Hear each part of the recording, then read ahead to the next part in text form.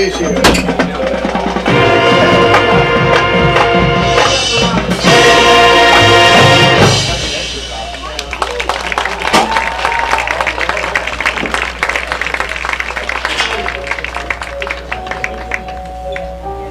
said this is Montgomery?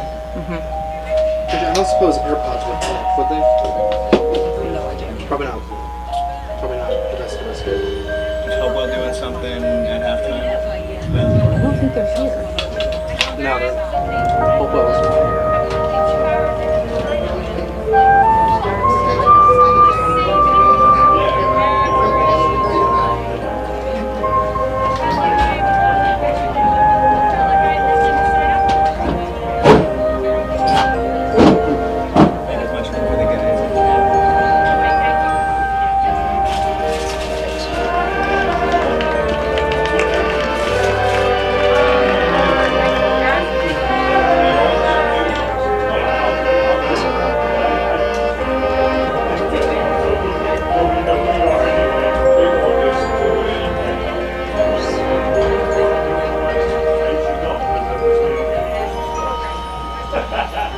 I won't get any anywhere. I just run the clock.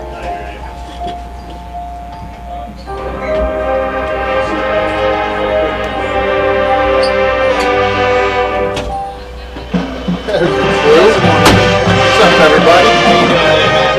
Good, how are you? Doing better now that you're here. Think I wasn't showing? No, I just like doing games with you. I tried to make as much space for you as I can. There was either there or that little window right there.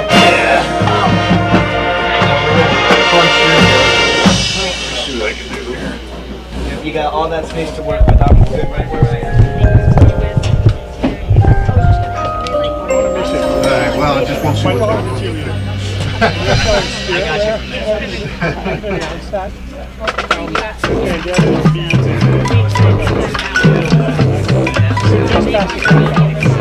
Thanks very much, I appreciate it.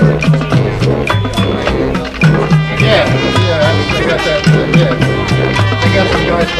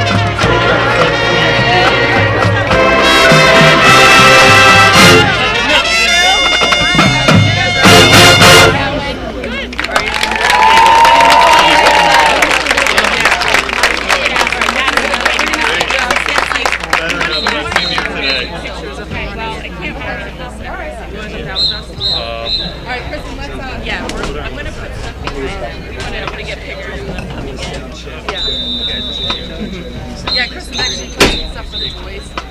Just put that across. No. And then we're going to get some pictures. They only have pretzels, right? They didn't have hot dogs? They got Chick-fil-A sandwiches. Oh, they have one. You know what's funny? Yo, what's up, buddy? You got my text back, right? Alright. Direction in the right direction. How are you doing? Mikey, how you doing? Mike, doing good? All right, let's give a round of applause to the marching Cougars from Montgomery. It's like squeezing into an old cup. Hey. Capital Health's primary care network continues to grow, bringing its extensive option of locations to your neighborhood. Whether you're scheduling a wellness checkup or not feeling well, advanced medicine starts with a Capital Health primary care doctor at locations near you in Mercer, Bucks, and Burlington counties. To find a Capital Health primary care location that's convenient for you, visit capitalmedicalgroup.org. That's capitalmedicalgroup.org. Hi, I'm Merrill Reese. Kessel Dermatology offers great cosmetic dermatology featuring the latest technology in cosmetics including Morpheus 8 for skin tightening and scars, ultraviolet A and B light treatment for psoriasis, eczema, and itching. Kessel Dermatology now offers Genesis and XLV laser treatments for wrinkles, facial discoloration, scars, and hair removal. Kessel Dermatology provides Botox and fillers. Take care of your skin. Schedule an appointment with Kessel Dermatology.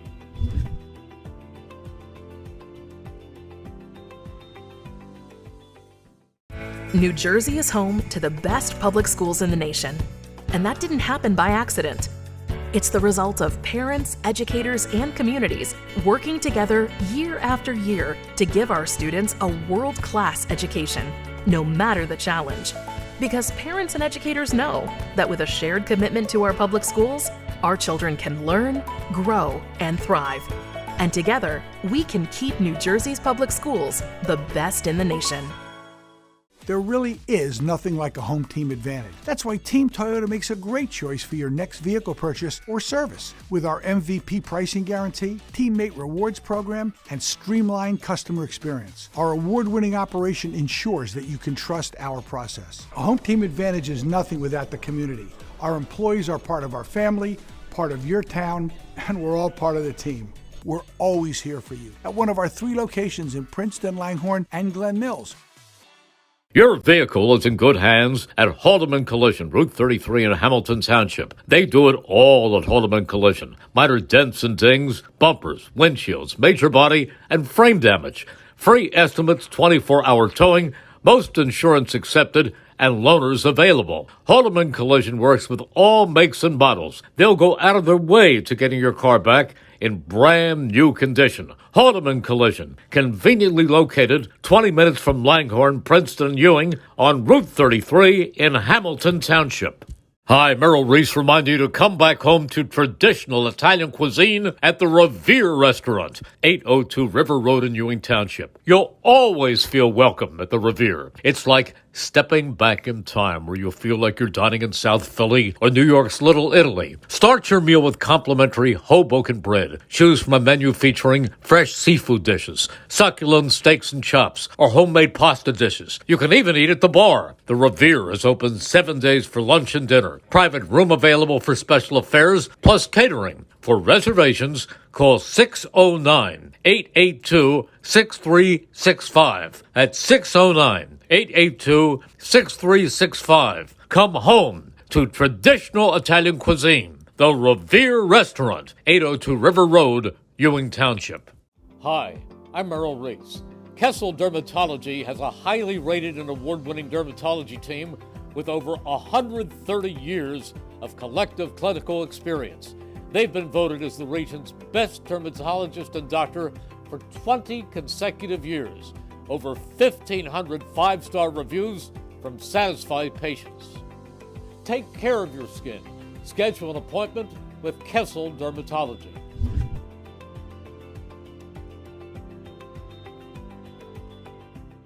It's time now for the best high school sports action from the WBCB Sports Network. Catch the best games from Bucks and Mercer County at WBCBsports.com and our Facebook page. Your home for high school sports is right here at WBCB 1490. Week 0 at Ackerson Field in Hopewell Valley, where the Bulldogs look to maintain their status in Mercer County as one of the top teams as they're taking on a Montgomery team trying to find their identity here on the WBCB Sports Network. Hello everybody, my name is Ryan Baxter. Before we get going here, thank you to the sponsors for tonight's game. That's Team Toyota, the Revere Restaurant Capital Health System, Haldeman Ford, Kessel Dermatology, the New Jersey Education Association, the Italian People's Bakery, and the Trentonian. Once again, I'm Ryan Baxter. Joining me for color commentary is a 2-time Hall of Famer, noted public figure, and the man who would have hit 5 home runs last night if he was playing, Rich Fisher. I would have hit that slop in the 8th inning there, pal.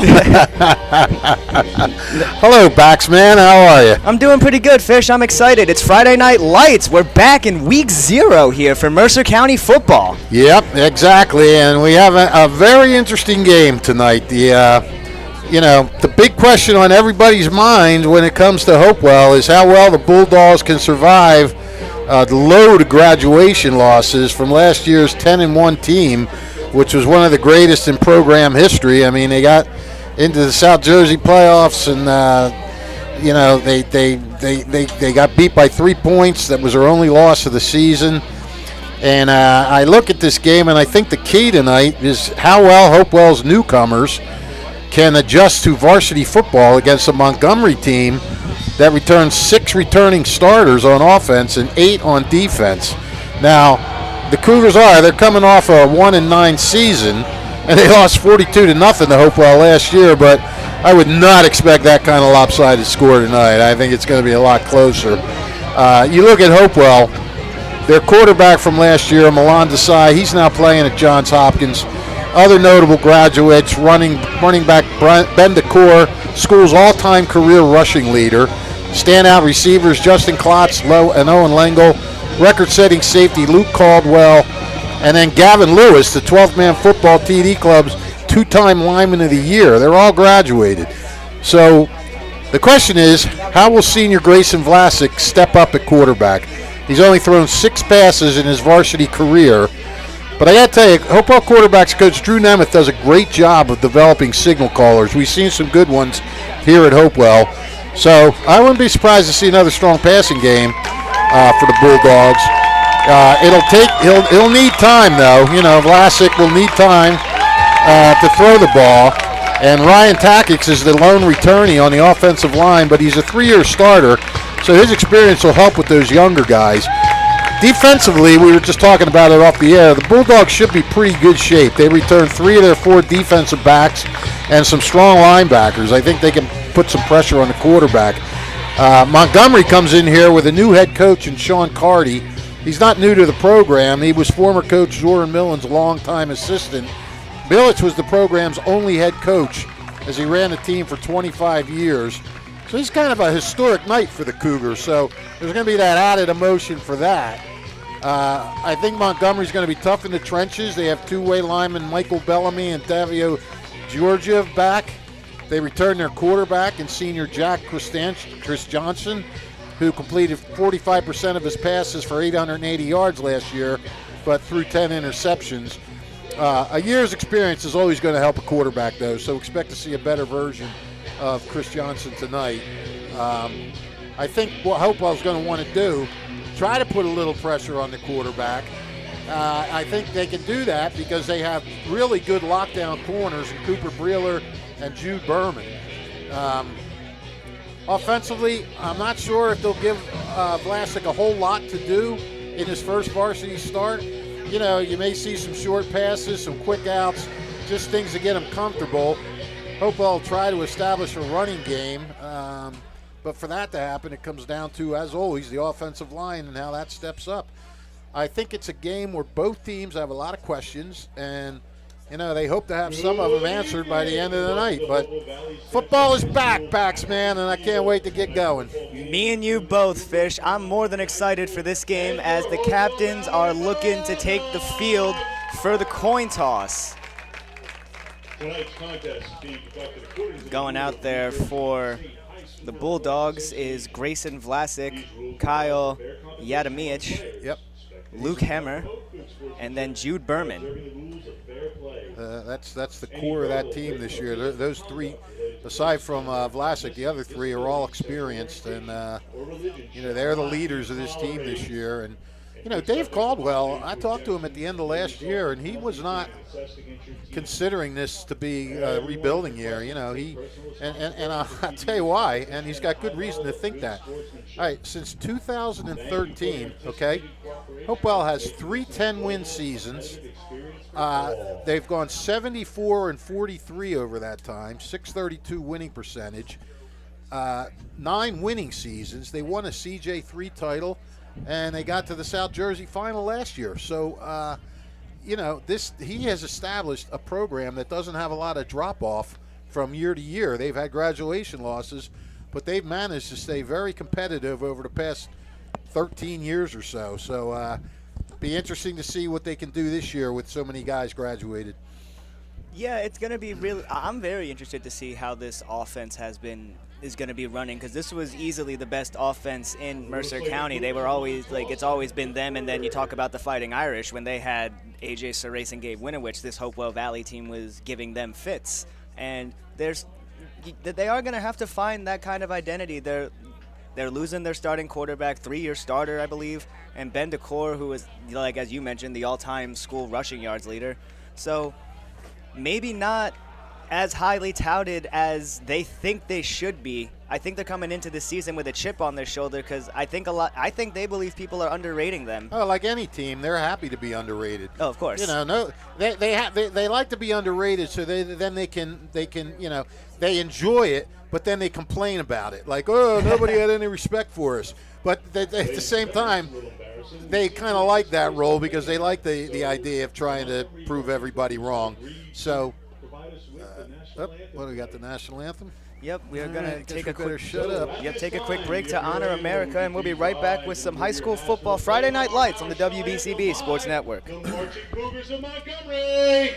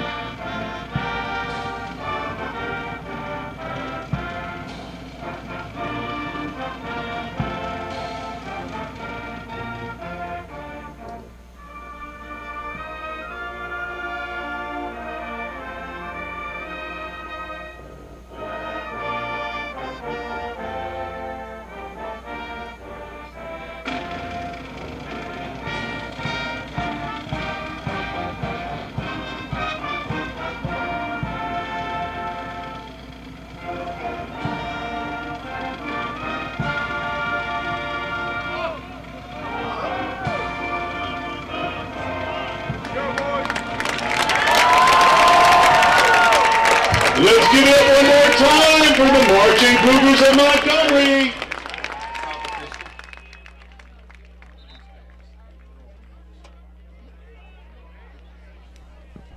I didn't see you when the coin toss.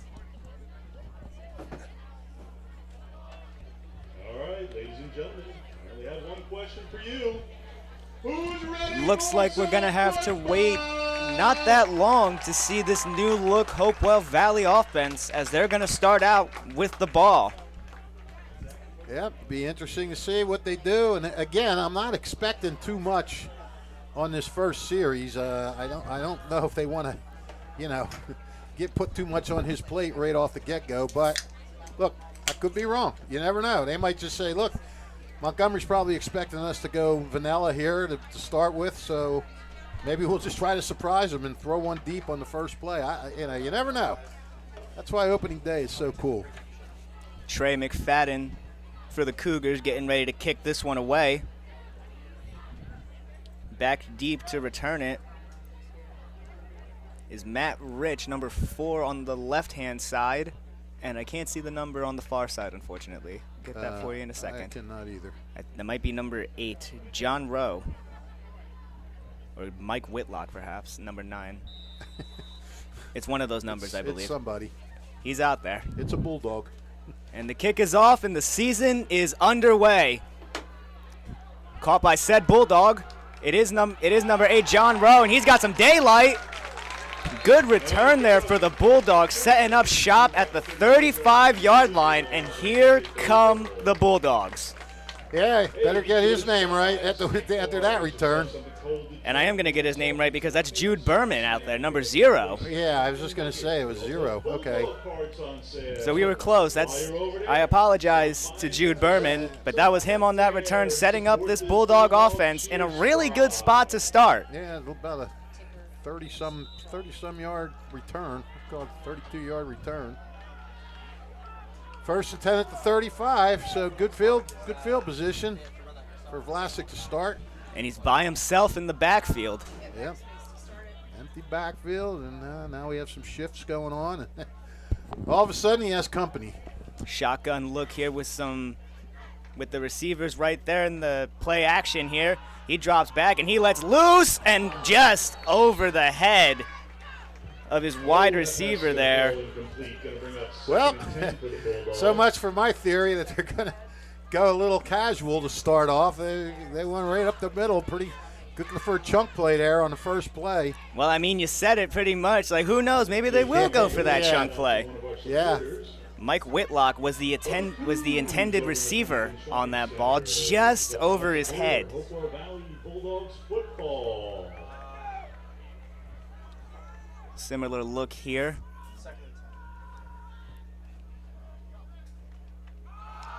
And it's a run this time as he bounces it to the outside. It's Berman again, and a big tackle there to stop a big gain by Jaden Bartley. And that's a quick third down here for Hopewell. Yeah, where did they get there? 30. We're at the 37, I believe, in between the 37. No, it's 30, 39. 39. It's to whatever yard line it's closer to, so it's basically third and a long 6. Pistol look here for the Bulldogs, and they switch to shotgun. Handoff up the middle to Siebold, and he's got just enough maybe to get that first down. We'll see where they place it. Nope, they're going to say just short. Carried by a hammer, and that's going to be just short. First big decision of the year for Dave Caldwell. See how much faith they have in this offense, and they're staying on the field. I like it. I like it. I like it. All bundled up under center. God, Vlasic takes the snap, and he gets the first down and a bunch more after that. Ooh, I thought they might have moved early, but I guess not. No flags on the play, so it is a first down for Hopewell Valley. They keep the drive alive. Well done. Vlasic showing off some strength there to get through the Cougars' defensive line and get that first down.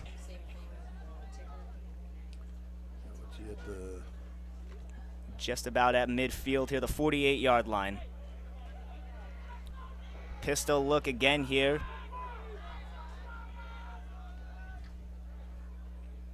Snap to Vlasic, handoff to Siebold. Tries to get to the outside, but no go.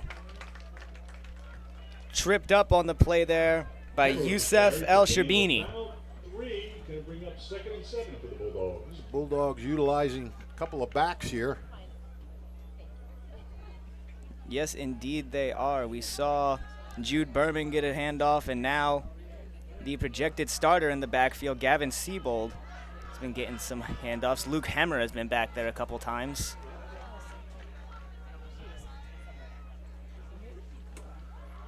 And this is a play action. Tried to boot out of it. Good spin move by Vlasic. He takes a shot, and it's caught.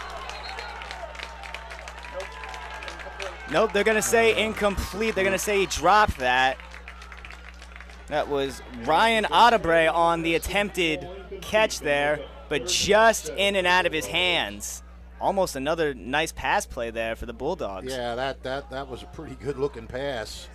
And, give Vlasic credit. He had to come. They were coming, and he danced around, got out, and was able to throw the ball downfield. And even though that was incomplete, I think Vlasic has to feel a little good about himself that he was able to get a play off there. He spun out of the grips of Damian Perrone. This is another handoff right up the middle, and he's got space.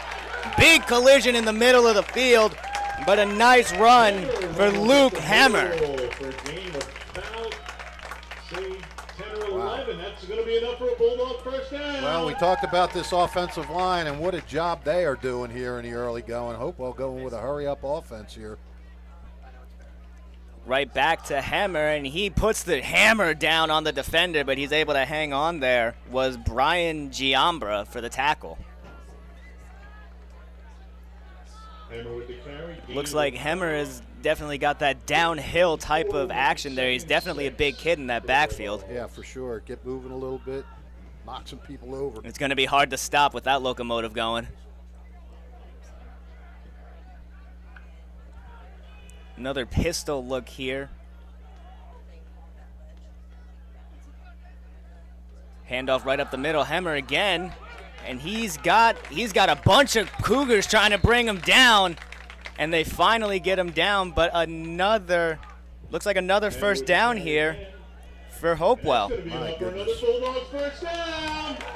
They're really moving this ball on the first drive here, Fish. This is very, very impressive. And again, let's talk about this offensive line. You brought up how they only had one returning starter from that last year's team in Ryan Takis. Yep. Trying to look to see who these linemen are. We got 72 Sam Dede. The depth chart has 55 Scott Mangan. The center should be number 69 Garrick Teza. All right. Right guard should be senior Sean Kelly, number 61, and then the right tackle should be Takis. Very good. You are on top of things, pal. I try my very best, Fish. You are on a roll with it early in the season. According to the depth chart that was given to us by the Hopewell Valley staff, thank you very much. Oh, you guys got a depth chart? And the email, yeah. Oh. It's in the second tab on the roster sheet, and that's another. Oh, I didn't even go down there. I just. Yeah, see, so if you had checked the I know you checked the email, but if you had pressed on the thing here, Okay. it'll be that says the roster and the depth chart. You just press on the depth chart there, and it's got the nice little thing right there. Oh, okay. Well, Berman picked up 3 there. Another handoff to Berman. Yeah. Like you said, Fish, they're utilizing a lot of backs back there. We've primarily seen Hemmer back there, but it looks like Berman might get some action back there now. Absolutely. And this time Vlasic drops back, looking to the end zone, and looks like he was held a little bit there. I thought so too. But they're no flag there. The intended target was Matt Helmrich. And you can usually tell because Helmrich didn't even, sometimes a kid will sort of make a motion like, like I was held, but he didn't even flinch. So I guess he had no problem with the no call. And Dragomir Georgiev was the defender on that play. It's a veteran crew, by Kramer's crew. Bai's been around since my career started. Wow. Yeah, he was the Bordentown baseball coach back then. This one to Berman, tries to get to the outside, but is met by a bunch of Cougars. But the first one to meet him was again Dragomir Georgiev. For a short gain. Well, like I said, he's a tough two-way lineman. And, Montgomery stiffened here. Give him credit. They're definitely coming up big here, and this is another 4th down chance here. And it looks like the offense is staying out there again. Ooh. I wonder if that means they don't have a kicker or if he just has that much. I mean, this is like a 4th and 7, 4th and 8. 4th and 7. It's a lot longer than their last 4th down attempt. Absolutely. Maybe we see a shot here from the quarterback. Vlasic, play action, over the middle, it's dropped. Wow. Great defense there by Jaden Bartley. Yeah. And it's a turnover on downs after a very, very impressive drive by this Bulldogs offense. And that was Kyle Yadamiech on the intended pass. I thought that was Audebray. Wasn't that number 7? I believe it was 44 on that Oh, pass. geez, what was I looking at? It is a little obstructed over there, Fish, so you got to lean a little bit. Yeah, well, good play, good job by Bartley breaking that pass up. Not a bad thrown pass. I mean, Vlasic threw some nice passes during that drive. And now our first look at the Cougars offense, led by Jack Chris Johnson. I Hopewell took almost 6 minutes off the clock. Came up empty. Quick handoff, trying to get it to the outside was Caden Miller, but he's wrapped up and brought down. I think that was Ryan Audebray. That was Ryan Audebray. Bulldogs stuff stands them up and game for no gain. Ryan Audebray's an interesting fellow. He's a baseball player as well. He's a good catcher, and this year he played outfield for the Lawrence Post 414 Legion team because they had too many catchers and they needed an outfielder. And he did a good job, so he's a good athlete. I love that sentence, too many catchers. I love that sentence. Empty backfield look, dropping back. Chris Jansen outside is caught by Trey McFadden. Not enough for a first down, but they're going to get close to try to convert on this 3rd and short now. Yeah, he's the man. He's their go-to guy. Quick little out route there by McFadden and a good find by Chris Johnson, the senior quarterback. Well, first big test here for Hopewell's defense. We got a 3rd and 4 here for the Cougars. Under center goes Chris Jansen. Miller behind him in the backfield. And they're going to go to Miller. He breaks off one tackle, and he's met by Bulldogs.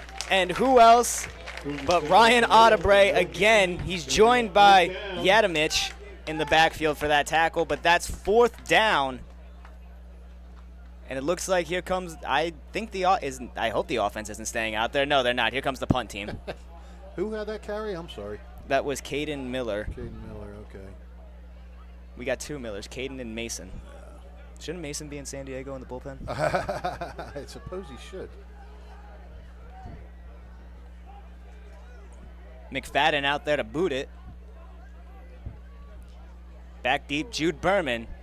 High snap, handled well. Line drive, kick, and it bounces in front of a couple Cougars. And it's going to be downed back at the 36-yard line. Down at the Bulldog 36. And an impressive drive from the Bulldogs last time. It stalled on 4th down, but they definitely moved that ball. Yeah, they did, and as impressive as their drive was, it did come up empty. Their first defensive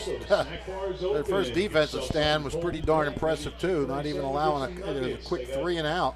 Just the one little quick out route to McFadden, and then nothing else for the Cougars. And now the Bulldogs come out looking to put 6 on the board. Both of the more active backs now, but they got Hemmer out in the tight end position, Berman in the backfield. The snap, handoff to Berman. He tries to get up the middle, and he goes nowhere, wrapped up.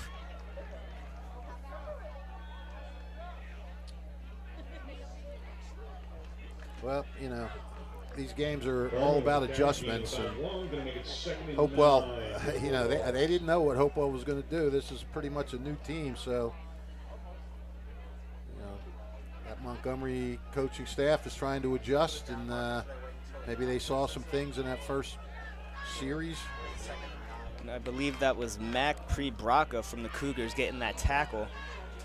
Pistol set here, outside give, Berman again. He's got a little more space, tries to cut inside, and he fights for a couple more yards. What a run by Berman. Very impressive. I mean, he got around the corner to pick up a few extra yards, but that wasn't enough for him, because when they hit him, he just kept the legs moving, kept churning, and he picked up another extra couple, 2-3 yards after that. He was finally brought down by a couple. It was a couple of Cougars on that play. 13-yard pickup. Xavier Harrigan on that play was the tackler, but again, a huge 13-yard pickup for another first down. And the Bulldogs continue to move the ball, but can they put it in the end zone? Berman with the handoff up the middle. He's still going. Tough runs from the Bulldogs so far today. They're averaging almost, it seems like 4 yards, 5 yards a carry on a couple of these. Yeah, they really are. They're churning it out. And, I mean, you know, this is great for Vlasic. You keep doing this. They got to respect that run. And sooner or later, it's going to open something up for Vlasic if they can continue to pound the ball this way.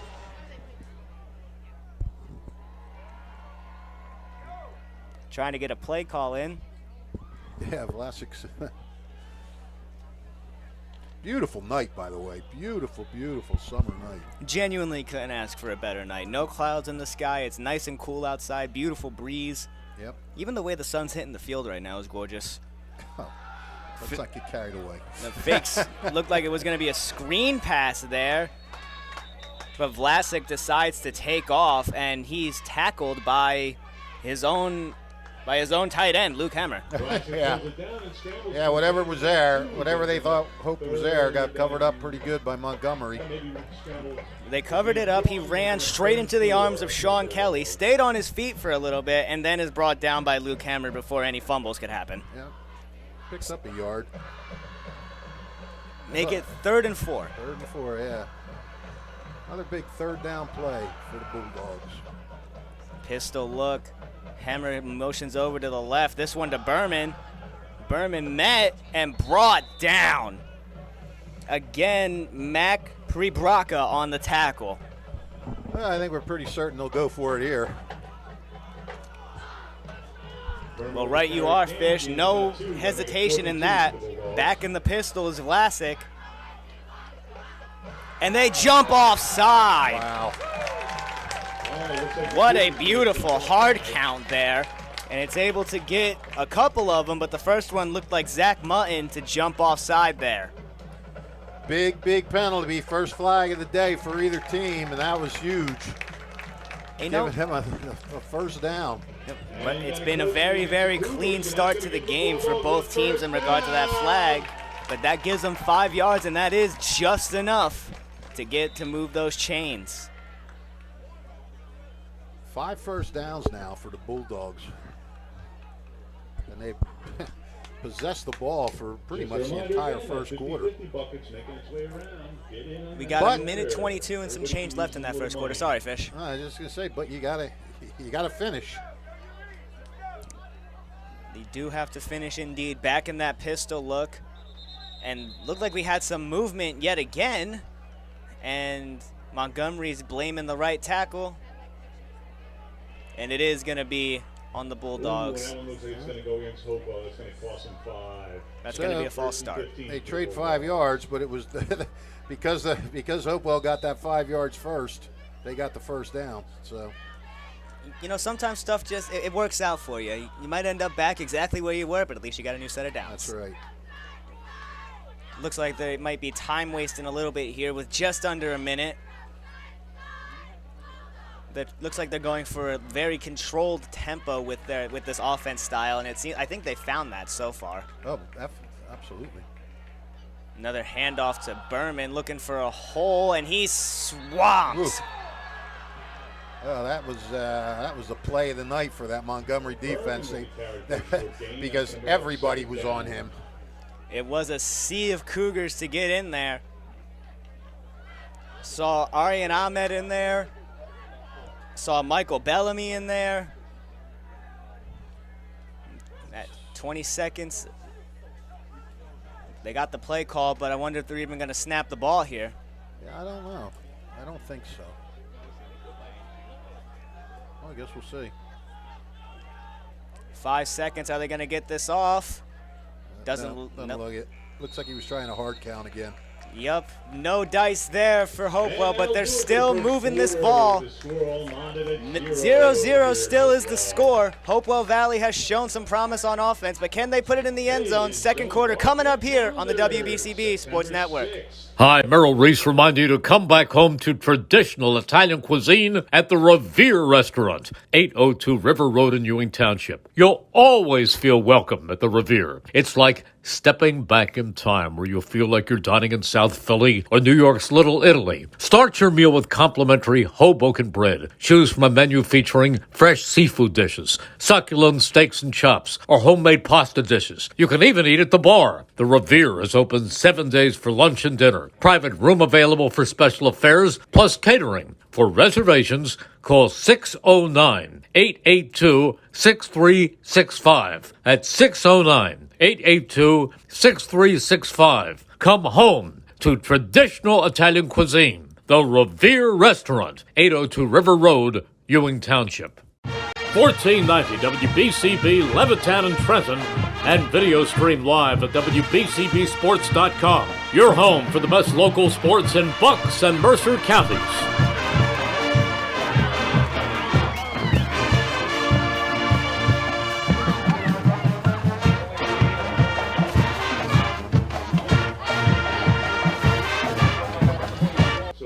Back live at Ackerson Field, it's 0-0 still. So, Fish, your prediction of a closer game than last season has so far been correct. But that's not to say that for a lack of effort from the Bulldogs. They've been moving it. Yeah, I mean, you know, possession-wise, the game belongs to Hopewell. Although Montgomery seems to be getting it together a little bit more on defense now. Dropping back, Vlasic on the screen, out there, quick spin move, reception by Yadamich, but he's wrapped up and brought down again by Jaden Bartley, who's been all over this game defensively so far. Absolutely. Yes, sir. He came right up, made that hit. There was no way Adamick was going to spin out of there. And can I say, that was a beautifully formed tackle. You see a lot of arm tackles in the high school level, but he wrapped him up and did not let go. Beautiful form there. Right. Especially from a defensive back. They're mainly known for their coverage in their hands. Not really something you would think about wrapping somebody up and bringing them down, especially a big tight end. Good job by him. Yep. 4-yard loss, or 2-yard loss, I'm sorry. That brings up a 3rd and 17. 2 wide receivers down at the bottom of the screen here. Pistol look for Hopewell. Play action. They're going to dish this one off underneath. On the reception is Matt Helmrich, and that's definitely not enough for a first down. But they're going to get almost back to the original line of scrimmage. Yeah, I don't think that bothers Montgomery at all. I think they were happy to just give him, they were going to give him a cushion. They weren't going to let him go over top on him on a 3rd and long. And I'm not sure if they'll go for it. We'll see. I don't think so this time around, Fish. This looks like the punt unit now. Yep.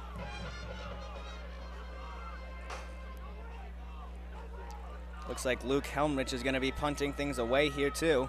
Oh, this is Luke Hemmer. And that's a good punt. That's a really good punt. Oh. And they're going to down it inside the 5-yard line. Yeah, Jude Berman got down there, fell on top of it to keep it from going in. So, another nice play. Hi, I'm Errol Reese. Most people diagnosed with skin cancer are not even aware of their cancer. It's important to get a complete skin checkup. Kessel Dermatology. We're a quick 3 and out the last time we saw this offense in a really undesirable spot. Maybe multiple Chick-fil-A sandwiches, or maybe some nuggets. You get a 32-yard punt. That was perfect punt.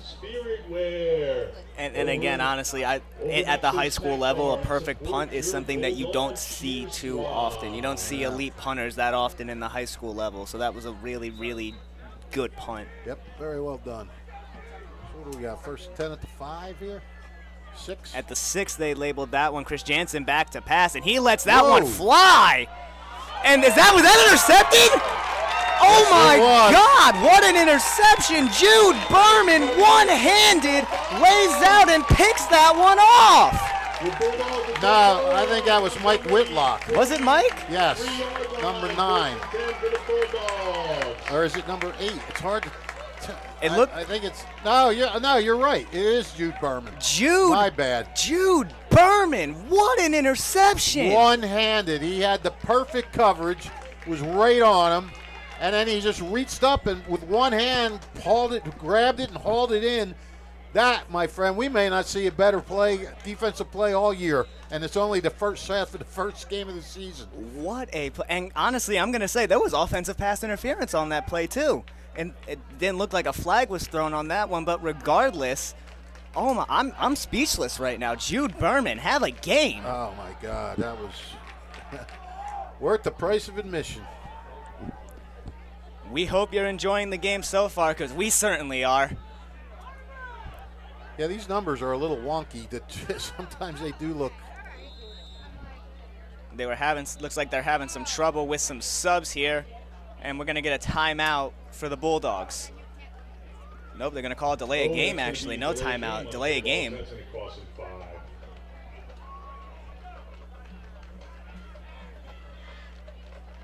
So 1st and 15 now for the Bulldogs after some confusion on the substitutions.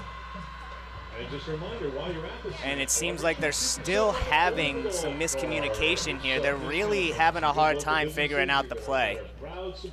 Yeah, I mean, it started out so well. Now in these last 2 series, there does seem to be a little discombobulation. Play call finally set here. Shotgun look. Hemmer back in the backfield for him now. Berman at the bottom, but the handoff is to Hemmer, and he goes nowhere. Met immediately in the backfield by the Cougars' defensive line, and it stays 2nd and 15. Going to bring up 2nd down for the Bulldogs. Man, it looks like they got one yard back. Yep, they're going to say 2nd and 14. So 1 yard on the run there, excuse me.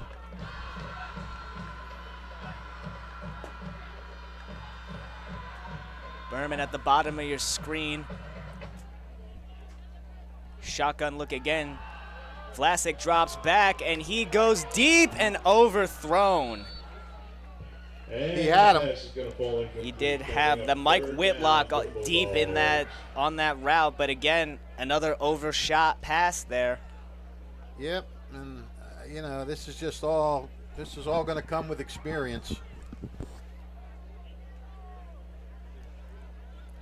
Yeah, I mean that he had him right there. You know, it's his first game as a starter, so you're going to expect some things like that. They're going to happen. First game jitters perhaps on that overthrow. The handoff again to Hemmer, who tries to spin out of it. He almost did, but then the man on defense for the Cougars so far, Jaden Bartley, comes up and lays him out from behind. What can't Bartley do? I mean, honestly, yeah, he's been everywhere for this Cougars defense so far. Coming back out for a punt is this Bulldogs special teams, who downed it at the 6-yard line the last time they were out here. McFadden back to receive this again. And the snap's over his head. Picked up, and he can't fall on it. Recovered by the Cougars, and he's laid out there. A good recovery for the Cougars. Falling on top of it was number 41, Zach Fury. An unbelievably unlucky bounce there for the Bulldogs as the snap goes over the head of the punter, Luke Hemmer. And now this is the best field position I think maybe both teams have had. Well, to start with, yeah, for sure. That's a 33-yard loss from the line of scrimmage. Oh my goodness, that's now it's up to the defense to make sure that's not a disaster. As beautiful as the last special teams play was, the next one you wouldn't have believed that it happened. Yeah, exactly. And now a threatening Cougars in the red zone already. Zach Mutton in the backfield next to Chris Johnson. Looking quick out wide to Brian Giambra, who's brought down quickly. It's going to set up about 2nd and 5, I believe. 2nd and 4. Gonna make it, no, gonna be gain of 6. Gonna make it 2nd and 4. Very quick pass there from Chris Johnson. Another shotgun look here. 2 receivers at the bottom, 1 up top. Motion man moving over to the right side. That's Evan Pulio. Now moving to the left of the quarterback.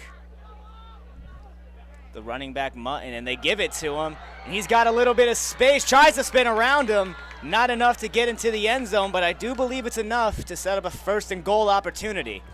Well, you know, we've seen these guys, they were 3 and out in the first possession, lost the ball on the second possession on a pass play, and now sometimes it just takes a big break to just lift everything, and all of a sudden this offense looks like it's getting into a bit of a flow now, and you know, they're feeling confident. They've run a couple of really good plays, positive plays, and you know, that's what a big turnover can do, or a big break could do, I should say. Drop back, Chris Johnson out wide, trying to find McFadden, but we got some laundry. Oh, that pass is going to fall incomplete, but there is a flag on the play. Let's see what we got here. PA guy going, oh. He's a very animated PA guy. He is very animated, yes. Oh, it's against Montgomery. It is against Montgomery. I don't know if they called like some sort of pick play maybe, or if there was an ineligible. I don't think it was an eligible man downfield. Don't know. Looks like that's going to go against Montgomery. No, I'm not too sure what the call was on that. And that's going to cost them 5. But nevertheless, another 5-yard loss for the Cougars, who were starting to get some things going there, but now a penalty going against them sets them back just a little bit. Yeah, I mean, they're still not in bad shape. I mean, they're first and goal at the 13. McFadden and Giambra at the bottom. Obina Obuba at the top. Oh. And he's sacked. Chris Johnson sacked, brought down almost immediately by Tony Noble. Tony Noble, linebacker, came from around the outside. Nobody picked him up, and he had a wide open shot at Chris Johnson, and he didn't miss it. The junior linebacker blows up the senior quarterback, and the first and goal opportunity is now 2nd and 23. Bulldogs defense is putting up a stand here. Yes, it is. Shotgun look, motion man. Over the middle, McFadden, he catches it. He's still running, and he's brought down. No first down because it was a first and goal opportunity, so it is 3rd and goal now. But the Cougars right back in scoring position. That was a big play. That was after that sack. That was a massive play for these guys to just get back and have a shot at putting it in. What do we got? 3rd and goal at what, about the 5? The 4-yard line on the scoreboard, Fish. Okay. Goal line set. 2 running backs behind Chris Johnson. They're going to toss it. And into the end zone for 6. Zach Mutton, touchdown Cougars. Yeah, great job by the right side of that Montgomery line. They cleared it out. Mutton didn't have much he didn't have to do anything really but just follow everybody in and get in the end zone. Well-designed play there by the Cougars. I see a flag down, but yeah, it's not going to negate the score, but they had too many men that come out to celebrate pretty much. They all ran onto the field for the touchdown celebration, so they got the flag for that one. And the flag that was on the field was for a sideline warning against Montgomery. Oh, it's just a warning. Yeah, it's just a little warning, but look at this formation. What is this? And right up the middle for 2, and they got it. Chris Johnson takes the snap from one offensive lineman and puts it in for 2. Fish, this has been an incredibly interesting game. Yes, very, very interesting. I don't even know how to describe that one. You know what that reminded me of? A couple years back when the Colts ran that absolutely bizarre 4th down attempt when they tried to run like a fake punt type thing. And they had only the one lineman with the punter behind him, and he was just immediately tackled. I think that's what they just did, but it worked. Well, I don't remember that game, so I didn't see it. But it was I'll take your word for it. It was a long time ago, Fish, when the Colts were worse than what they are now. Oh, jeez. But unfortunately, it looks like we do have a Cougar down on the field. That's going to be Brian Giambra getting looked at by the training staff. Let's go ahead and take a quick break while they look at him. We'll be back. 8-0 Cougars on the WBCB Sports Network. Stay tuned. We'll be right back. Hi, I'm Errol Reese. Most people diagnosed with skin cancer are not even aware of their cancer. It's important to get a complete skin checkup. Kessel Dermatology offers a vast array of surgical procedures, including Mohs surgery, plus other non-surgical options. Take care of your skin. Schedule an appointment with Kessel Dermatology.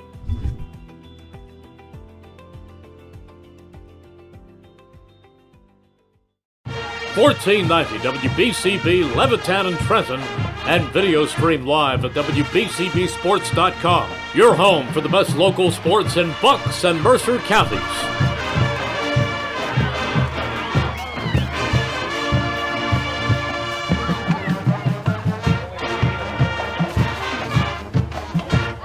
If you miss any of today's action, you can read all about it in tomorrow's edition of the Trentonian. For your complete local and national news 7 days a week, it's the Trentonian or online at Trentonian.com. The only newspaper serving Bucks, Burlington, and Mercer County 7 days a week, it's the Trentonian. 8-0 Cougars after a very interesting drive there. And the beautiful kick by McFadden brought all the way back into the end zone. And that's going to be a touchback. Or are they going to ask for a re-kick here?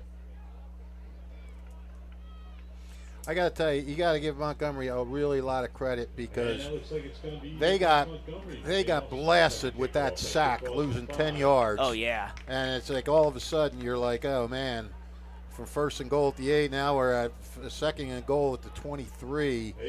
And, you know, Chris Johnson and McFadden, that's a combination that's going to give a lot of defenses fits this year. Right. And, you know, that's somebody you gotta watch out for them. They're a dangerous duo, and they showed it there to set up that TD. And looks like there was a flag on Montgomery on the kickoff there. So they're going to do it again. It was a beautiful kick by McFadden, an even better one this time. Doesn't bring him back into the end zone, so another returnable kick here. It was a nice return last time, and it's a better return here.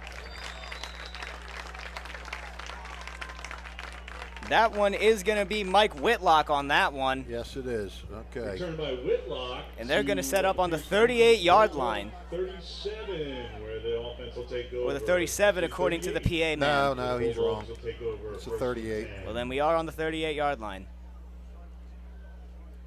I love your confidence in my first call there, Fish. You can see the ball right on the hash mark.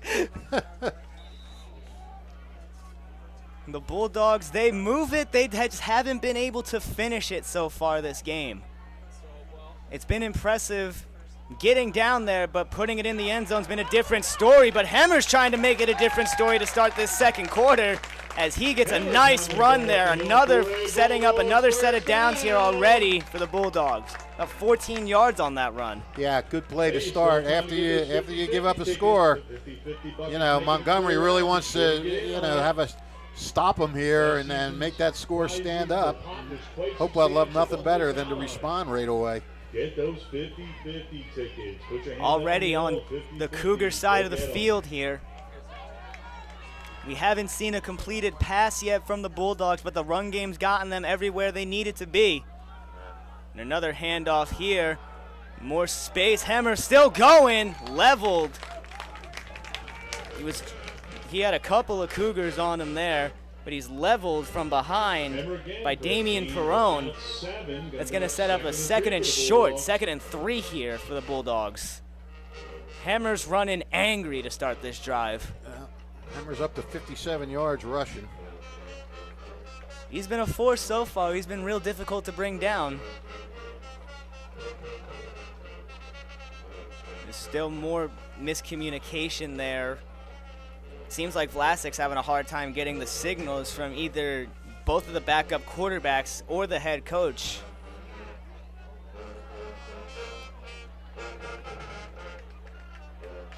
Well, got to get that cleaned up at halftime. Most definitely they do. One receiver at the bottom, and they're going to get a timeout here for the Bulldogs. Yeah, that was just... So with 4:03 left in the second quarter, The Italian People's Bakery is proud to support high school sports on the WBCB Sports Network. Visit them at their signature location at 63 Butler Street for the finest rolls, deli meats, and pastries. Drive by to smell that homemade bread made daily or have them cater your next party or affair. The Italian People's Bakery, located on 63 Butler Street, is the place to go for the best hoagies on Sunday afternoon and the finest dessert trays for your special get-together. Visit them once again at 63 Butler Street in Chambersburg. The Italian People's Bakery since 1936. Fish, it's been nothing short of entertaining so far. Yeah. You know, we've seen the Bulldogs prove that they can still move it down the field on offense. We just haven't seen them convert, and Montgomery has been rather surprising on the defensive side of things with the way that they've been able to bust through the line and stop them when they have. To set up these fourth and go conversions where they have to try to get the fourth down. They've only sent out the punt team twice. One was a punt down at the 6-yard line, and the other was a disaster that led to a touchdown. Right. And you know, so far Hopewell or Montgomery, they've been bend but don't break, and they're bending a little again, but still Hopewell still got 40 yards to go, and they got 4 minutes to get there. Another handoff to Hammer, and he's brought down immediately. That was Dragomir Georgiev again, meeting him right in the gap there to bring him down. Well, these are these veteran guys you keep bringing up, and they're the ones that these guys are looking at to lift them from that. Just a tough season last year. Really tough way for Zoran Milic to go out, too. a good guy. He's a good coach, and I didn't deal with him a lot, but Right. my few dealings with him, I enjoyed it. And I was just sorry to see a guy go out that way. He said in the story that it was, for health issues, so that's a shame. Little bootleg here. Vlasic avoids it and is overthrown again. Looking for Berman, going across the middle there, but it's way over his head. And that's another 4th down for the Bulldogs. Looks like the offense is staying so far, but we'll see what happens here. I mean, the good news we've seen with Vlasic so far is he can escape. He can maneuver. He can scoot around back there and get out of trouble, but he's having trouble finding the mark with these passes so far. Yes, he is very shifty, but he's just got to relax on the passes a little bit. Yeah, so far 2 for 8 for 5 yards. It's 4th and really short to go here. Maybe we see another hard count here? Could be. Pistol Montgomery crowding the box a little bit. Right up the middle, hammer, and he stays on his feet at first. Hammer up the middle. We're gonna have to It was see the where initial that's hit at. from It's Georgiev, close. but I think Hemmer got his hands down and was able to spring back up, and he might have got it. That was amazing. That was amazing. I didn't have a great view of it with the bodies in front, but he did. He got hit. He almost spun. He almost went down. He spun around. I think you're right. I think he kept his hand down and spun away and got that extra yard for the 1st down. What a great run. It's been a lot of really gritty football. We've seen big hits. We've seen hard, angry runs. This has been a very, very tough game for both teams so far. They're really showing out. Yeah, good way to start out. Handoff again, Hemmer. He's been busy this whole drive, and he stays busy. Goes right up the middle, brought down by a couple Cougars. That's going to set up 2nd and probably 7. See, now it's going to come down now to, Hopewell's got to start completing a few passes though, because they might just start keying on Hemmer, and these yards might get tougher and tougher as the game goes along. Yeah, Fish. It seems like it's like if it ain't broke, don't fix it. But Montgomery's done a really good job at adjusting at certain points when they've had to on defense. They've stopped Hemmer when they needed to. That's why there's still a 0 for the Bulldogs. Right back to him, trying to get outside, and he does. 1st down and a lot more. Brought down by McFadden, saving a touchdown, but another 1st down on the back of Hemmer. For a Bulldogs 1st down. Well, And he went out of bounds, so the clock stops for him too. It's going to be 1st and 10 for the Bulldogs on the Cougar 21-yard line. that was a 12-yard pickup there. And Hemmer's going to get a break finally. He's going to come take a breather. So now the Cougars can breathe a sigh of relief that they're not going to have that tank running at him at full speed for a couple plays. Yeah, who do they got in there? I think that's Berman in the backfield. Okay. Vlasic gets the snap. Handoff to blasted up the middle. It was 2 Cougars right up the middle there. One of them was it was Michael Bellamy, and then the other one, I believe, was Zach Mutton, and they 2-manned him there. Barron, he got right up. He was blasted, but he didn't want to show any signs of intimidation or whatever. He popped right up. Yeah, it's kind of like when you get hit it's kind of when you get hit with a fastball, you don't rub it, you just get down to the bag. Right. Right back to Berman, so he's more than fine to get the ball back, and he gets a couple yards on that one. That's going to make it potentially a 3rd and 6, maybe a 3rd and 7. Well, if they're going to do something, they better do it quick, down to a minute 8. A minute 8 and counting, not at that, Fish, and they're really taking their time. Vlasic trying to get the play. I don't know if the sun is getting in his eyes and he can't see the signals, maybe? Because he's doing this every time he goes up to look at the play here, so that honestly might be a problem. The sun can be a problem on this field. I've covered soccer games on the other side of the field, and it can get tough. Shotgun look, 40 seconds and counting. Pass here, out wide, and is incomplete. It was a good pass by Vlasic, but unable to pull that one in was Kyle Yadamiich. Yeah, he has thrown a couple of them right there. Right to that they've been right there. And I don't know if these guys are dropping them or if it's a hit that's knocking it out. I mean, the coverage has been there too. Yeah, honestly, there's been really good secondary play from the Cougars too. Yeah. I mean, he had that one right on the numbers. It was good defense on behalf of the Cougars there. They made the hit right at the same time, so you got to give them credit. I believe it was Xavier Harrigan on the coverage there. Shotgun look yet again. Motion man over. Hammer play action. And can't get away from that one. Vlasic is brought down by Damian Perrone, and it's 4th down. Yeah, that didn't go well. Looks like we may see, I don't think this is the punt unit. This might be the field goal unit here. Nope, never mind. I think they're punting. Oh, is it a turnover? They went for it again. Yeah, that was 4th down. Oh, I apologize. Yeah. I thought that was a 3rd down play. My apologies. Turnover on downs and a... They would like to have the opportunity to punt now. I'm sure they would. My apologies on that one. But here comes an honestly motivated and momentum-filled Cougars offense who I wouldn't be surprised to see him take a shot here. Why not? Hey, we just saw he can air it out. He absolutely can. 4 out wide, 3 at the bottom, and they're going to air it out. McFadden, he's got the catch, and he's got room. Cutting up the middle, he's brought down past midfield by a couple Bulldogs. 20 seconds to go, but I think they got the timeout off. No timeout, hurry up offense here, maybe.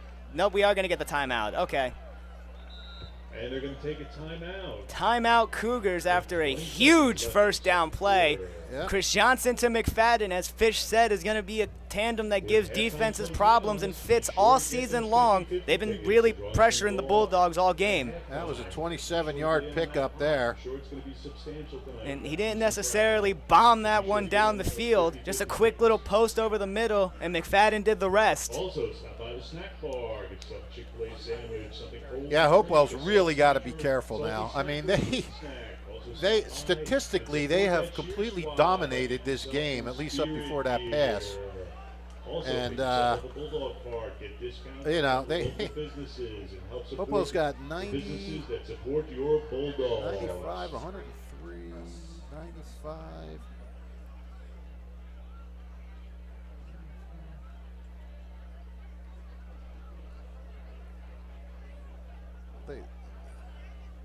They got 100 yards. Hopewell had 100 yards in total offense there. And before that last play, Montgomery had 32 yards of total offense. Wow. So, that play lifted it up another 27 yards. Biggest play of the night for the Cougars. I got to say, they got some big wide receivers out there. And there's one of them right over the middle is Abuba, and he's got some space. Tries to spin around a couple of them. Takes a lot of time off the clock there. 10 seconds left. Yeah, Hopewell got a break there because he was running around trying to do something, and that knocked off about five more seconds. And we got a Bulldog down on the field now. That's Tristan Alavic, looking like he's in some pain over there. 10 seconds left in the half. Still 8-0 here at Ackerson Field. And don't forget, if you miss any of today's action, you can read all about it in tomorrow's edition of the Trentonian. For your complete local and national news 7 days a week, it's the Trentonian or online at trentonian.com. The only newspaper serving Bucks, Burlington, and Mercer County 7 days a week, it's the Trentonian. The Italian People's Bakery is proud to support high school sports on the WBCB Sports Network. Visit them at their signature location at 63 Butler Street for the finest rolls, deli meats, and pastries. Drive by to smell that homemade bread made daily or have them cater your next party or affair. The Italian People's Bakery, located on 63 Butler Street, is the place to go for your the best hoagies on Sunday afternoon and the finest dessert trays for your special get-together. Visit them once again at 63 Butler Street in Chambersburg. The Italian People's Bakery, since 1936. And Alavic is able to get up and walk off the field with a little bit of help. Oh, he's under the able care of Tim T.C. Coyne, second longest trainer behind Poppy Sanderson in continuous service in Mercer County. Hats off to TC and everything he does for. Great guy. Everybody loves him. And we were going to get a play call there, but this time a timeout for Hopewell Valley. I guess they saw something they didn't like. Again, we're getting closer and closer to halftime. Be sure to get in on that 50-50. We'll go on a quick break here while they discuss things over this timeout. We'll be right back. 8-0 Cougars at Ackerson Field on the WBCB Sports Network. 1490 WBCB Levittown and Trenton, and video stream live at WBCBsports.com. Your home for the best local sports in Bucks and Mercer counties.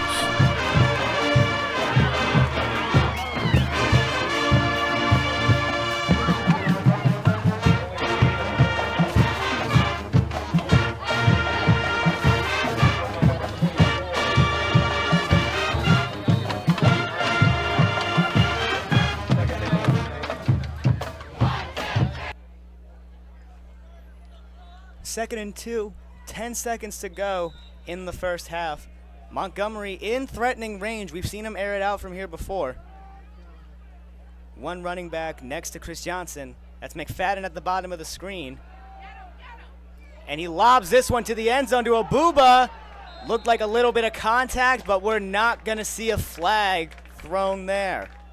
The intended target for the Cougars was Abuba. But it was really good defense played there by Peter King. Yep, clutch defense too.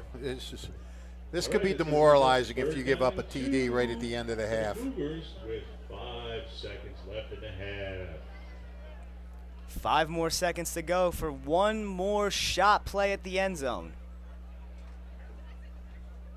No long field goal tries today, but I think McFadden could make one if they gave him a chance. Considering we saw those kicks that he did earlier in the game. All right, the Cougars coming to the line. Maybe. Let's make some noise for that defense on this big stand. Shotgun look again. It's McFadden and Demetrio at the bottom. It was Abuba at the top of it.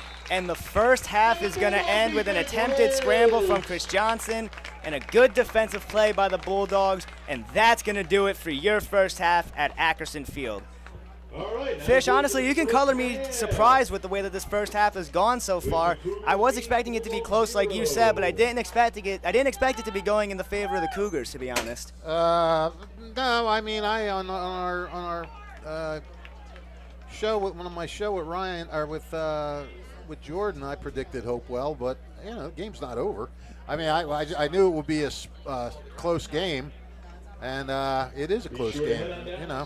Hopewell can still pull it out, but you're unsure because you don't know. Montgomery, with so many guys back, they got to be better than they were last year at 1-9. Right. And with so many guys lost, Hopewell's going to have a little bit of a drop off. I think it's about what I expected. I mean, if Montgomery wins, then I'll say, yeah, I'm a little surprised because I did think Hopewell was going to win. But right now, it's anybody's game. So another half of football to go under the lights here at Ackerson Field. 8-0 Cougars. We'll be back with some stats and other scores around Mercer County here on the WBCB Sports Network. Capital Health's primary care network continues to grow, bringing its extensive option of locations to your neighborhood. Whether you're scheduling a wellness checkup or not feeling well, advanced medicine starts with a Capital Health primary care doctor at locations near you in Mercer, Bucks, and Burlington counties. To find a Capital Health primary care location that's convenient for you, visit capitalmedicalgroup.org. That's capitalmedicalgroup.org. Hi, I'm Merrill Reese. Kessel Dermatology offers great cosmetic dermatology featuring the latest technology in cosmetics, including Morpheus 8 for skin tightening and scars, ultraviolet A and B light treatment for psoriasis, eczema, and itching. Kessel Dermatology now offers Genesis and XLV laser treatments for wrinkles, facial discoloration, scars, and hair removal. Kessel Dermatology provides Botox and fillers. Take care of your skin. Schedule an appointment with Kessel Dermatology.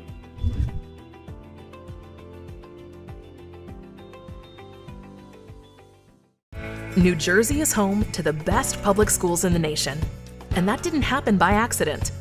It's the result of parents, educators, and communities working together year after year to give our students a world-class education, no matter the challenge. Because parents and educators know that with a shared commitment to our public schools, our children can learn, grow, and thrive. And together, we can keep New Jersey's public schools the best in the nation. There really is nothing like a home team advantage. That's why Team Toyota makes a great choice for your next vehicle purchase or service. With our MVP pricing guarantee, teammate rewards program, and streamlined customer experience, our award-winning operation ensures that you can trust our process. A home team advantage is nothing without the community. Our employees are part of our family, part of your town, and we're all part of the team. We're always here for you at one of our 3 locations in Princeton, Langhorne, and Glen Mills. Your vehicle is in good hands at Haldeman Collision, Route 33 in Hamilton Township. They do it all at Haldeman Collision. Minor dents and dings, bumpers, windshields, major body, and frame damage. Free estimates, 24-hour towing, most insurance accepted, and loaners available. Haldeman Collision works with all makes and models. They'll go out of their way to getting your car back in brand new condition. Haldeman Collision, conveniently located 20 minutes from Langhorne, Princeton, Ewing on Route 33 in Hamilton Township. Hi, I'm Merrill Reese. Kessel Dermatology has a highly rated and award-winning dermatology team with over 130 years of collective clinical experience. They've been voted as the region's best dermatologist and doctor for 20 consecutive years. Over 1,500 5-star reviews from satisfied patients. Take care of your skin. Schedule an appointment with Kessel Dermatology.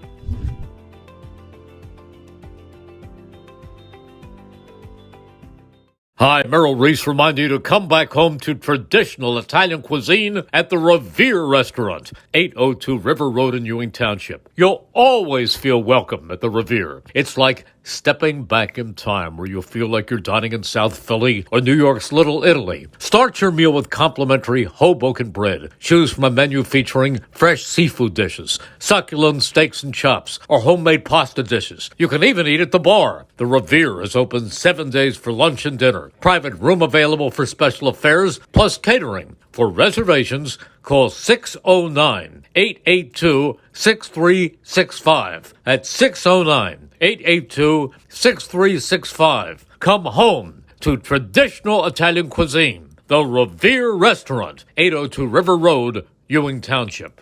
Hi, I'm Merrill Reese. Most people diagnosed with skin cancer are not even aware of their cancer. It's important to get a complete skin checkup. Kessel Dermatology offers a vast array of surgical procedures, including Mohs surgery, plus other non-surgical options. Take care of your skin. Schedule an appointment with Kessel Dermatology.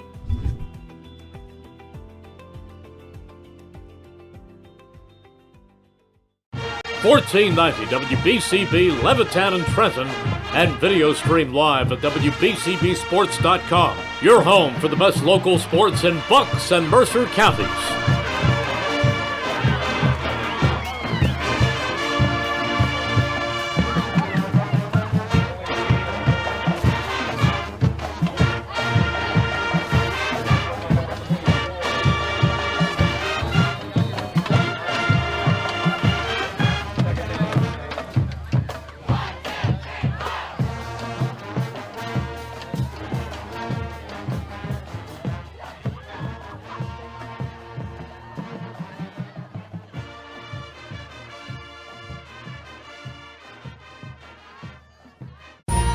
Capital Health's primary care network continues to grow, bringing its extensive option of locations to your neighborhood. Whether you're scheduling a wellness checkup or not feeling well, advanced medicine starts with a Capital Health primary care doctor at locations near you in Mercer, Bucks, and Burlington counties. To find a Capital Health primary care location that's convenient for you, visit capitalmedicalgroup.org. That's capitalmedicalgroup.org. New Jersey is home to the best public schools in the nation. And that didn't happen by accident. It's the result of parents, educators, and communities working together year after year to give our students a world-class education, no matter the challenge. Because parents and educators know that with a shared commitment to our public schools, our children can learn, grow, and thrive. And together, we can keep New Jersey's public schools the best in the nation. There really is nothing like a home team advantage. That's why Team Toyota makes a great choice for your next vehicle purchase or service. With our MVP pricing guarantee, teammate rewards program, and streamlined customer experience, our award-winning operation ensures that you can trust our process. A home team advantage is nothing without the community. Our employees are part of our family, part of your town, and we're all part of the team. We're always here for you at one of our 3 locations in Princeton, Langhorne, and Glen Mills.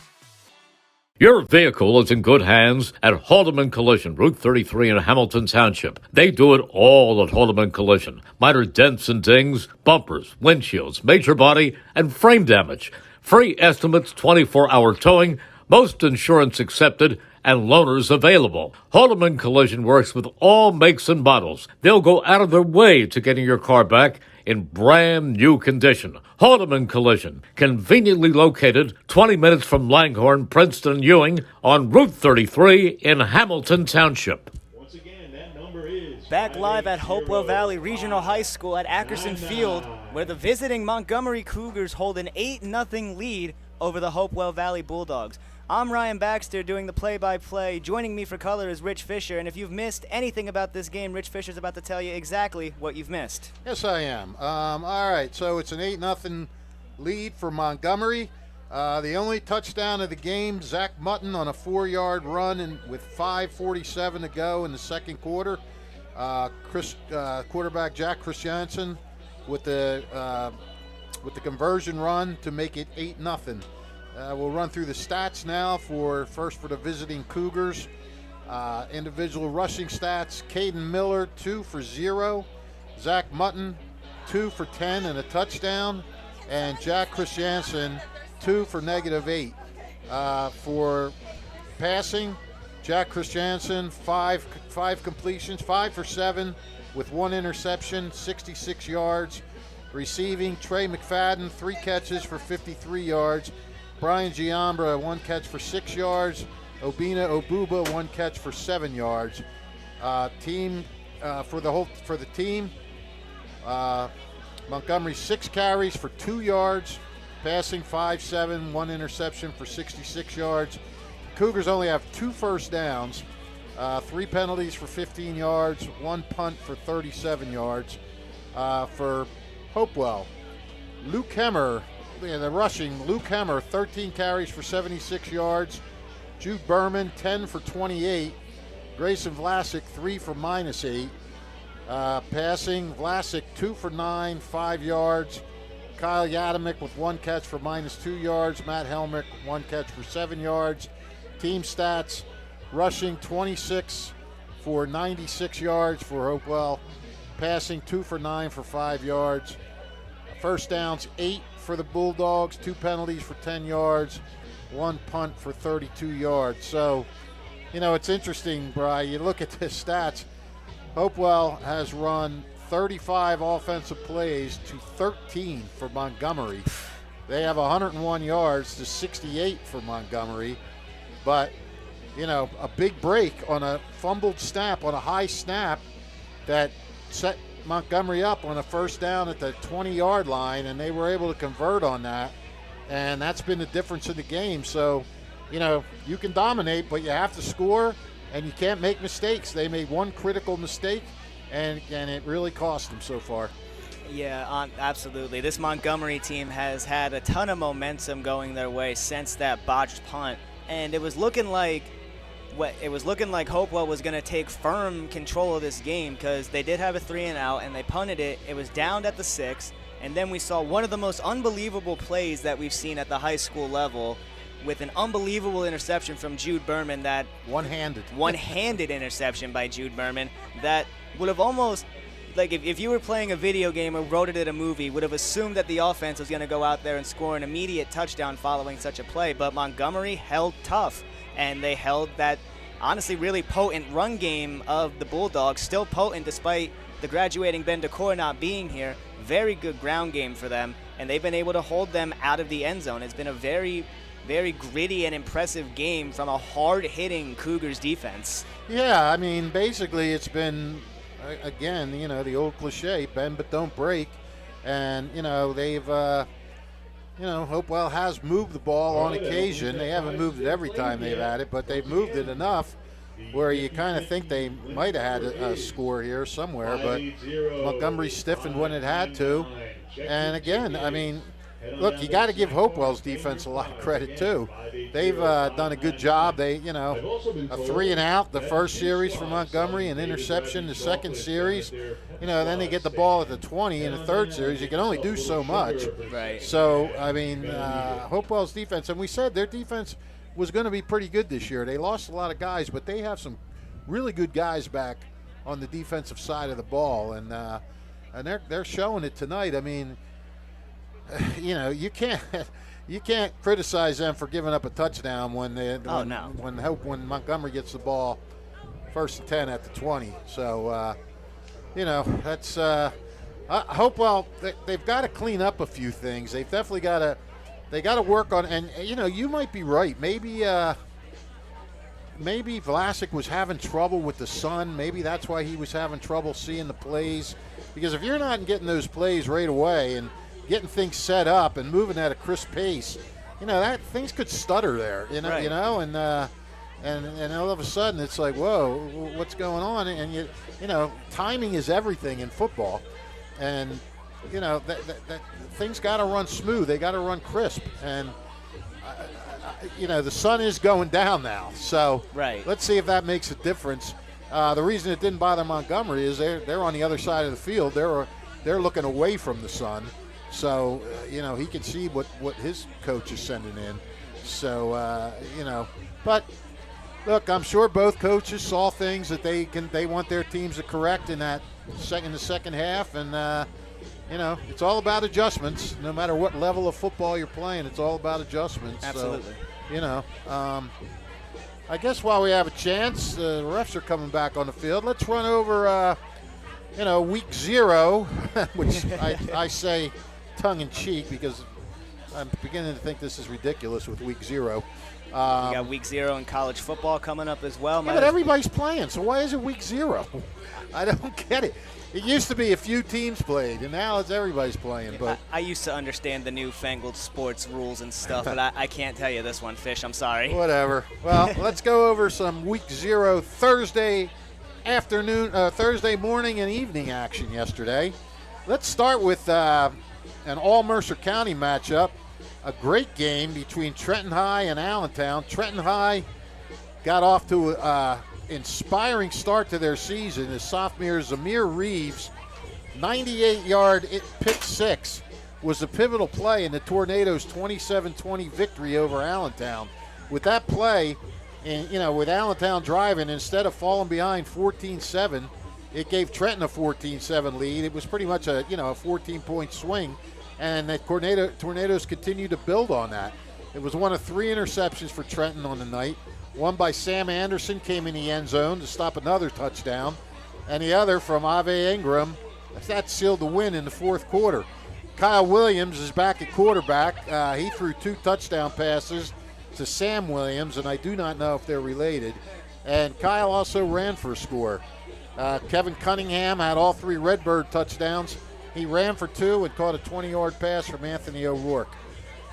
Burlington City took a 30-25 win over Ewing. Al-Majid Hutchins made his debut as Ewing's head coach last night, and his Blue Devils gave it their best shot at giving him that first win, but Burlington City got a third-quarter touchdown run from Tavion Miller to cap the scoring for the night and actually clinch the victory for Burlington in what was a battle of Blue Devils, both teams using that as their mascot. Ryan Gregg threw for 158 yards, including a 65-yard touchdown pass to Christian Thomas for the Blue Devils, but for Ewing. Greg also ran for 2 touchdowns. Josh Missick ran for 114 yards. And Denari Champion's 40-yard interception return gave Ewing a 25-24 lead in the third quarter before Miller's TD put Burlington back on top. But all things considered, that's a pretty good start for Ewing. I mean, Burlington's a pretty good program. And under their first-year coach, Ewing showed up pretty good last night, so maybe that's something to build on. And in the last game, played yesterday morning, Northern Burlington. Let's see, Nottingham put up a fight yesterday. Could not overcome Northern Burlington as the North Stars suffered a 19-14 setback. An encouraging sign for Nottingham. Senior quarterback Dante Vasquez completed 12 of 21 for 219 yards. 5 of those completions were to James Rumpf for 82 yards and a touchdown. And Vasquez also found Gene Biscay with a 70-yard touchdown bomb. So Nottingham's got a lot of rebuilding to do this year, but I think that was a pretty good start for them too. I mean, you never want to say a loss is a pretty good start. I mean, no coach would say that, but you know, I mean, but both Ewing and Nottingham, I think they showed up pretty well in their opening games last night. And Trenton did a really good job. So, you know, I mean, Allentown could have people are expecting some things from Allentown this year, and Trenton came out and took the win. So that'll do it. And I'll be back tomorrow. We'll be doing the Hamilton-Pemberton game tomorrow morning, and I will be there to give you the halftime score, all the scores of tonight's game when it comes to halftime tomorrow. So there you have it, my friend. Rich Fisher, where would we be without you to give us all the updates on anything going on in Mercer County High School sports? Yeah, you'd probably be a lot more well-informed. I beg to differ. And honestly, I caught a little bit of the Trenton High game, and it was a very, very good effort from both sides of that. I was very impressed. Like being from Trenton, I love seeing whether like Thrive Charter, which was Trenton Catholic, my alma mater, do well, or even just Trenton Central High do very good. It's always good to see the hometown team coming out with a big win, especially when it's opening week like that. Yeah, oh, for sure. But, you know, well, in our coverage area, they're both hometown teams, so it's your hometown team. Yeah. Because you're from Trenton. I am, yes. You know, Allentown also, not a Mercer County team per se, but it's in the CVC, so right. We always consider it a Mercer County team. And I don't know what's going on with Montgomery. They are still not back on this field. Yep. Hopewell's been out here for a little bit, and I don't know. Yeah, we've just been jamming to some music out here. Oh, here they come. Just right.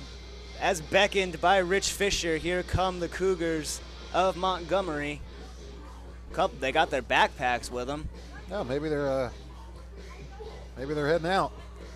I mean, I wouldn't want to head out after only putting up 8 points. Maybe they're just setting up. They got a long ride home. It's not the closest drive here from Hopewell Valley to Montgomery, so maybe they just keep it prepared. It's not far, but it's not close either. Yeah, actually, it's closer than. It's the closest Mercer County school to Montgomery, except for maybe Princeton. Right. All you do is you go up 518, and yeah, it's not too far. It's probably a 15-minute ride, I would guess, 15, 20. Hey, just a reminder. As the Cougars get set, we're waiting for some action here. A little over 2 minutes to go until we're ready to kick off the second half. We'll take a quick little break as we get to that point.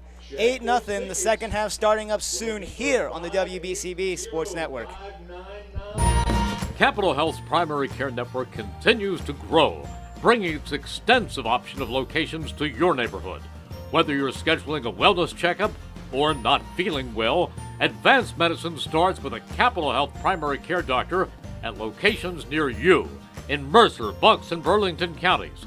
To find a Capital Health primary care location that's convenient for you, visit capitalmedicalgroup.org. That's capitalmedicalgroup.org. New Jersey is home to the best public schools in the nation. And that didn't happen by accident. It's the result of parents, educators, and communities working together year after year to give our students a world-class education, no matter the challenge. Because parents and educators know that with a shared commitment to our public schools, our children can learn, grow, and thrive. And together, we can keep New Jersey's public schools the best in the nation. There really is nothing like a home team advantage. That's why Team Toyota makes a great choice for your next vehicle purchase or service. With our MVP pricing guarantee, teammate rewards program, and streamlined customer experience, our award-winning operation ensures that you can trust our process. A home team advantage is nothing without the community. Our employees are part of our family, part of your town, and we're all part of the team. We're always here for you at one of our 3 locations in Princeton, Langhorne, and Glen Mills. Your vehicle is in good hands at Haldeman Collision, Route 33 in Hamilton Township. They do it all at Haldeman Collision. Minor dents and dings, bumpers, windshields, major body, and frame damage. Free estimates, 24-hour towing, most insurance accepted, and loaners available. Haldeman Collision works with all makes and models. They'll go out of their way to getting your car back in brand new condition. Haldeman Collision, conveniently located 20 minutes from Langhorne, Princeton, Ewing on Route 33 in Hamilton Township. 1490 WBCB, Levittown and Trenton, and video stream live at WBCBsports.com. Your home for the best local sports in Bucks and Mercer counties. Hopewell Valley getting ready to kick things off here. We're in for a good one. 8-0 Cougars. Again, still no winner in the 50-50. Stop on by the snack bar if you got it. Tonight's winning number is This is the first time we've seen the kickoff team come out here for the Bulldogs, so the first time we'll see some Cougar returns. That's not good. If the kickoff team hasn't been out all game, it means you haven't scored. No, not at all. You know, we have another first tonight. We talked about Sean Carty making his debut as a Montgomery coach, but right. I'll get to this later because it's not really important. Ready to kick things off. Little pooch kick to the side, and that one's going to go out of bounds. So a quick penalty to start out the half for the Bulldogs. Worst case scenario on the kickoff there. And it's going to set up the the Cougars with some really good field position to start. Well, Hopewell trying to go think outside the box a little there to start this. They had it covered, but the ball zipped out of bounds. That was just a little unfortunate. Didn't zip, it just bounced. It took a really high bounce there. The Bulldog defense, they looked good in a couple aspects. Well, this is big for Hopewell now because Montgomery has the lead, and it's 8-0 too. It's not just 7. And they have the lead, and you know, they have the ball. And if they come out and, you know, get down and score, that could put the Bulldogs back on their heels a little bit. So that Hopewell defense has to keep playing tough, which they did in that first half.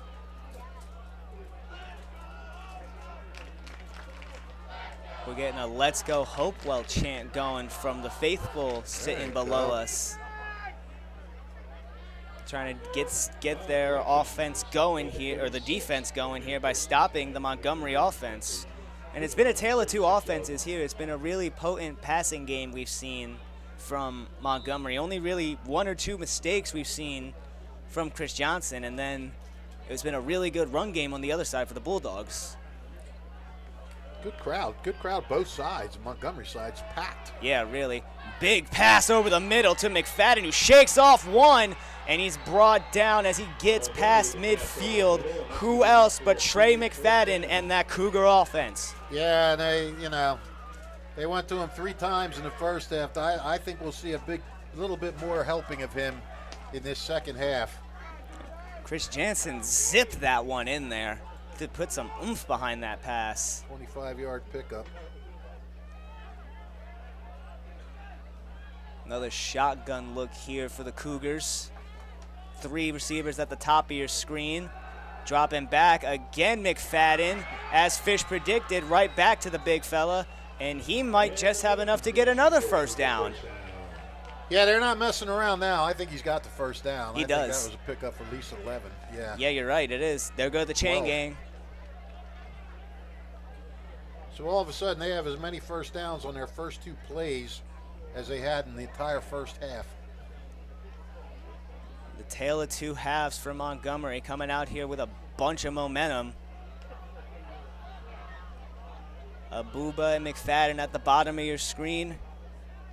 Bartley at the top. This one's a handoff to Caden Miller, who busts to the outside, breaks a couple tackles, and rushes out of bounds. It's going to be a pickup of about 5, I believe. It's going to be 2nd and 5 now. Looks like 6. Or 6 even. 2nd and 4 for the Cougars. Well, you know, they moved the ball pretty quick that last series of the first half, and this seems to be just like a carryover. I think they're starting to figure some things out offensively. Clicking are the Cougars getting the second half drive started. Shotgun look again. 2 receivers at the bottom, 1 at the top.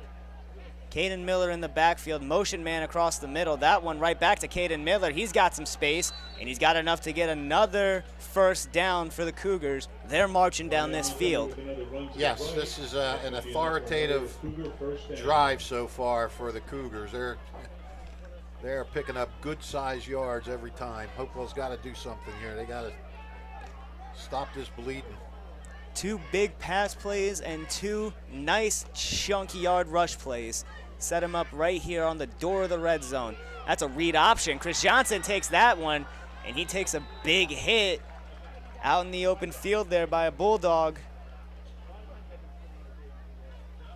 Looks like it was Yadamiich on the tackle.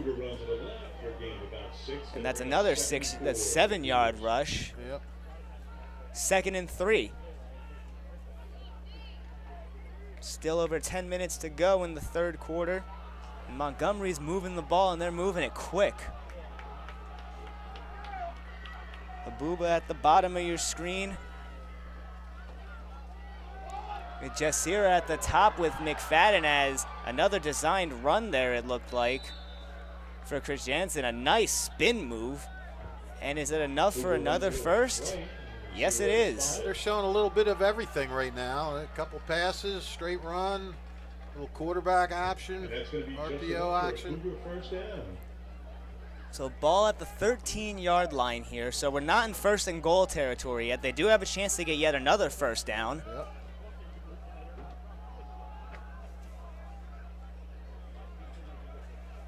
Miller in the backfield next to Chris Jansen. Bartley all alone by himself at the top of your screen. McFadden and Abuba at the bottom. Drops back, runs to his left. He's got a bunch of Bulldogs on his tail. Back over the middle, caught, and he's dropped before he can get into the end zone. Catch made by Walcott Jasira. Not enough for a touchdown, but almost enough to get another first down. That would have made it 1st and goal, but it's about 2nd and maybe 3. Maybe less. No, it is enough for a first down. It is 1st and goal.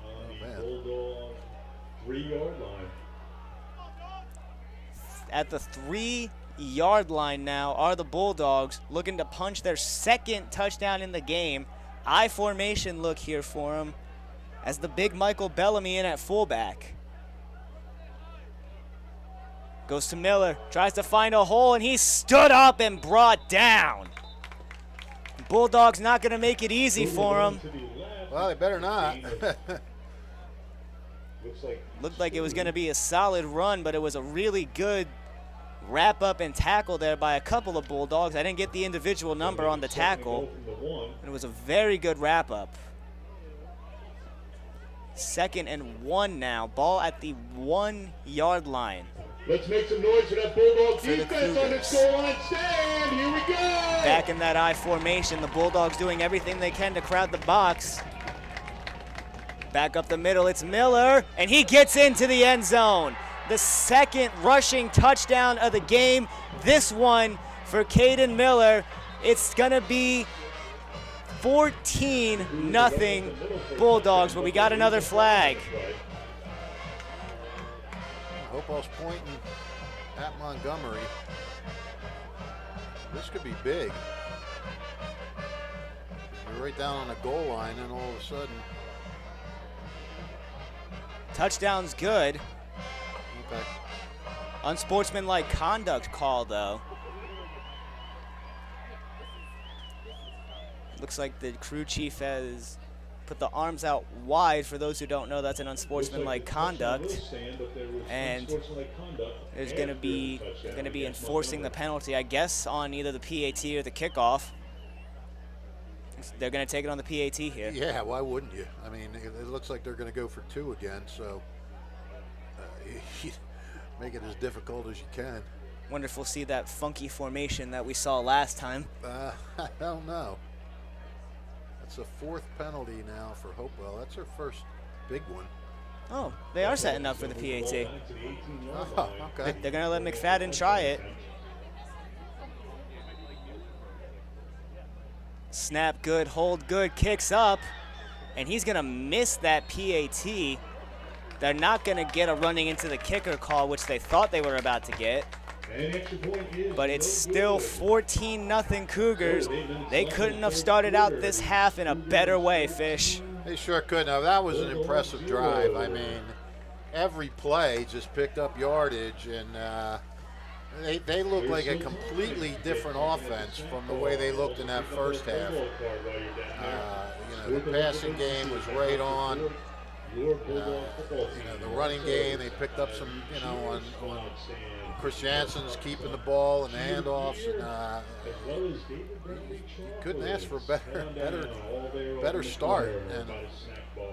And that that's going to kind of knock Hopewell back on their heels a little bit. They need an answer, and I think they need it quick. They do indeed need it quick. And don't forget, if you miss any of today's action, you can read all about it in tomorrow's edition of the Trentonian. For your complete local and national news 7 days a week, it's the Trentonian or online at Trentonian.com. The only newspaper serving Bucks, Burlington, and Mercer County 7 days a week, it's the Trentonian. McFadden ready to kick things off, 14-0 Cougars. And the kick is up, and it's a good one again. This one into the hands of Berman. As he tries to make something happen, he spins out of one tackle, cuts back into the middle, gets off of another one, still on his feet, and he's finally brought down. Did a lot of running there and ended up on what looks like about the 27, 26-yard line. 27-yard line, there we go. That was amazing. Montgomery, after getting 2 first downs in the first half, gets looks like they're going to move it to 27.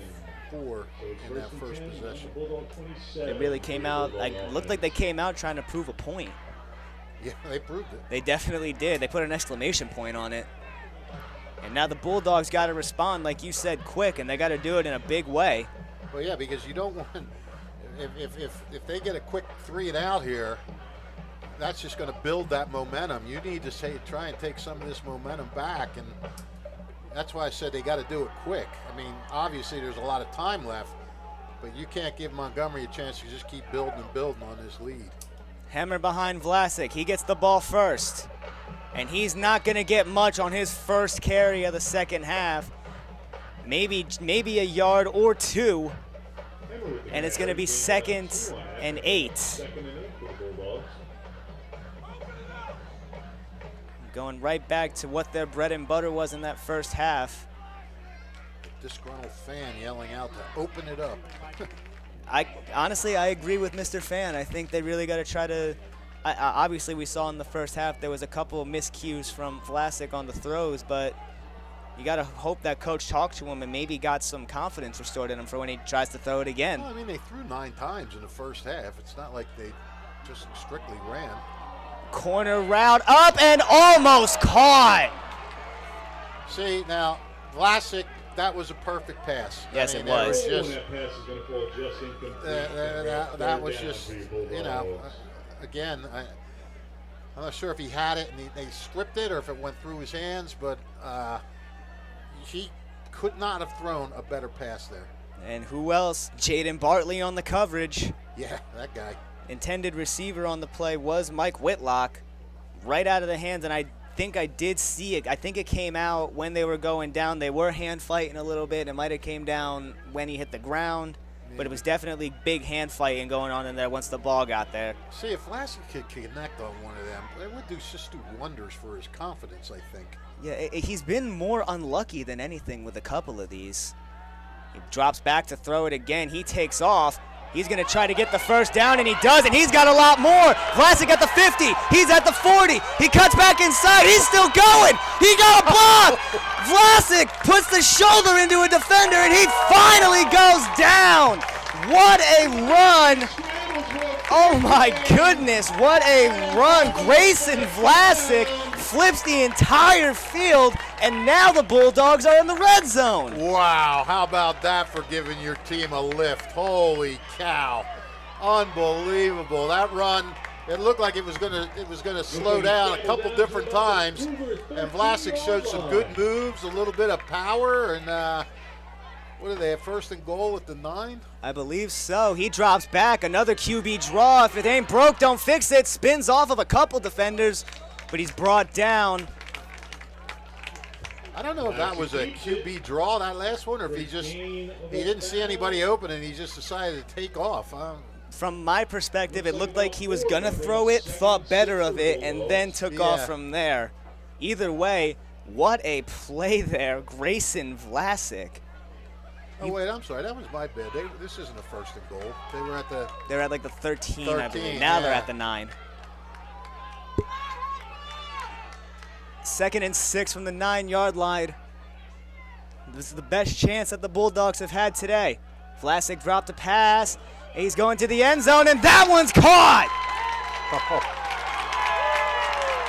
That one, I believe, is to Jude Berman, and the Bulldogs get themselves on the board on their first drive in the second half. Things are getting very, very interesting here, Fish. Absolutely, and finally for Grayson Vlasic, he put it where he had to, and yeah, that is Berman, I guess, right? Yeah, it is Berman, and Vlasic is going crazy on the sideline over here, rightfully so. He was going crazy after his run, and we said they had to come up with an answer. They sure did in record time.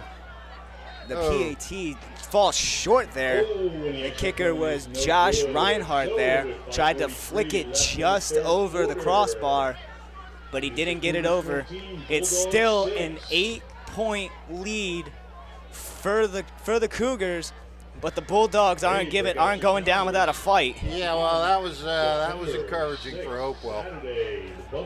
That definitely gets your quarterback's confidence back up with a touchdown pass after an incredible QB run. You know, it's like we said, that one was not a designed run. He tucked it in and flipped the entire field for the Bulldogs, and now they're back on the board. Tonight's players will be giving your car the old scrub-it-up-dub, so help support your players and get a clean car in return. Also, that was a 53-yard run. Homecoming. Please bring a can or dry good to help. And Vlasic right back up, encouraging the kickoff team right there with his offensive lineman, being the leader he's got to be. And now it's up to the Cougars to see if they can respond after such an impressive drive. Fish, you said they needed to do it quick, and yet they did just that. They sure did. I mean, you know. Is a cheer squad stand. Get yourself some cheer gear while you're down there, or maybe a David Bradley. Maybe I should go down to that sideline, huh? They seem to be listening to me. Honestly, Fish, I think you should. Maybe you should coach. Yeah, that would be. Well, I can't use the word, but it would be something.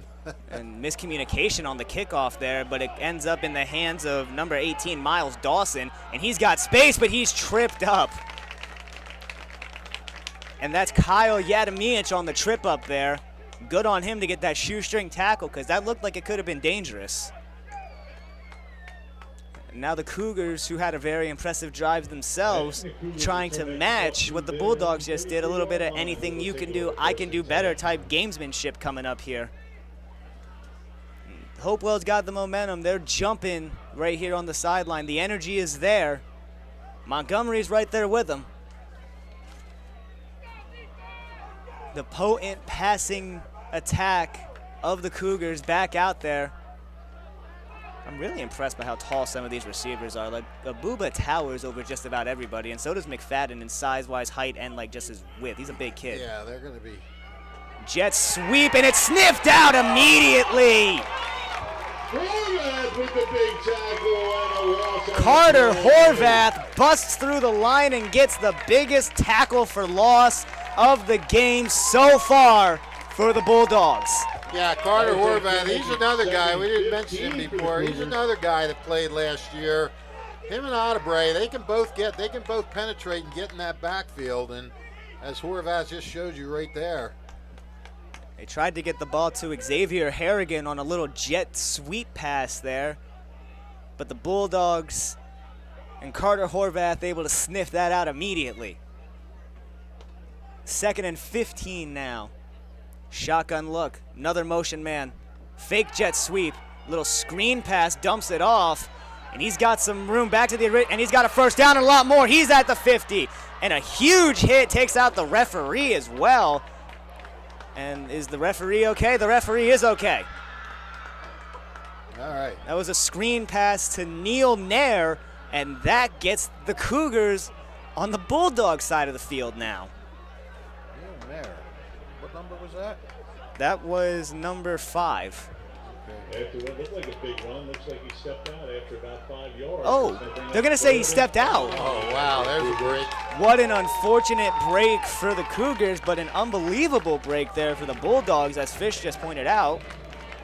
What was a first down play on the Bulldog side of the field is now 3rd and 5 at the 38-yard line for the Cougars.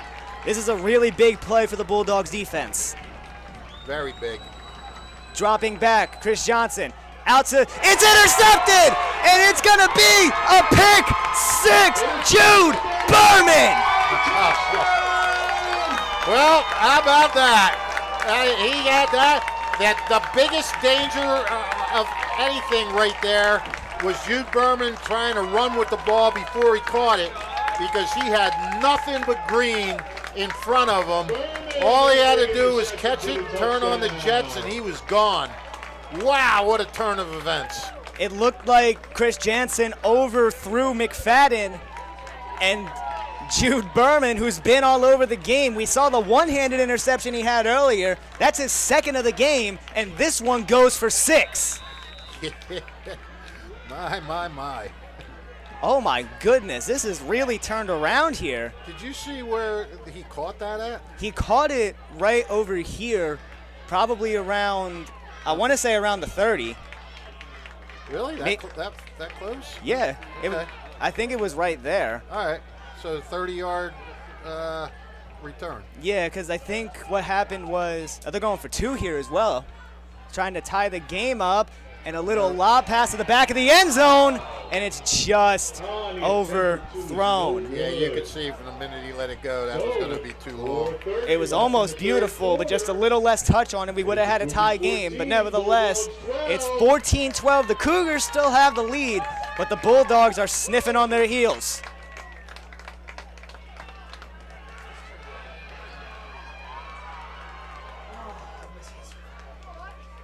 You talked about it, how Chris Jansen was a returning starting quarterback from last year. He did have some interception troubles last season too. That's his 2nd of the game, and it's the most costly one so far. Yeah, and he picked 6 is pretty costly.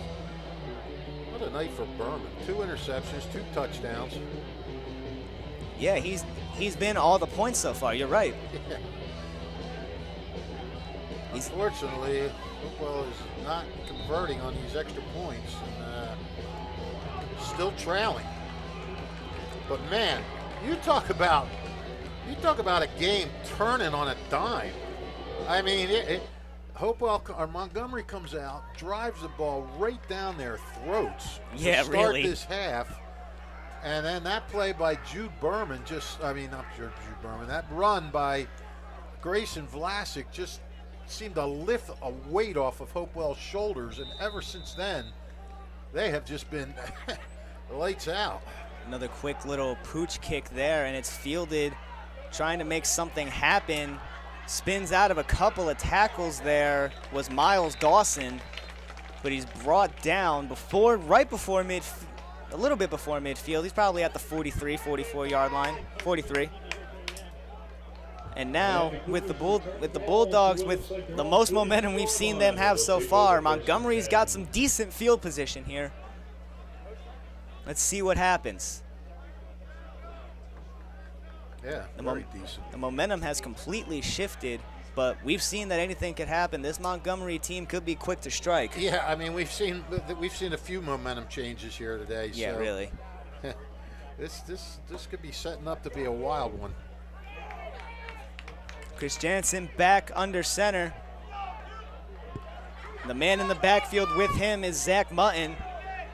One of the touchdowns is because of him. Dropping back, Chris Jansen over the middle, just overthrown. Looking like it was going to go to Walcott Jasira. He was almost lit up by a Bulldog defender. Yeah, that was a nice pass, too. I mean, he put it right on his hands. Just couldn't hold on to it. The Hopewell fans have really started to get into this one. We're hearing some chants come from them now. And like you said, Fish, it's been a beautiful turnout on a beautiful night for some Friday night lights. Couldn't have asked for better weather. Yeah, I mean, you know, it's Friday night. You start your holiday weekend tomorrow, and, you know, great way to kick off that holiday weekend. 2nd and 10 from the 43-yard line. Motion man Jasira, and this is a handoff right up the middle to Zach Mutton, who just continued to rumble and bumble and stumble until he got a Cougar first down.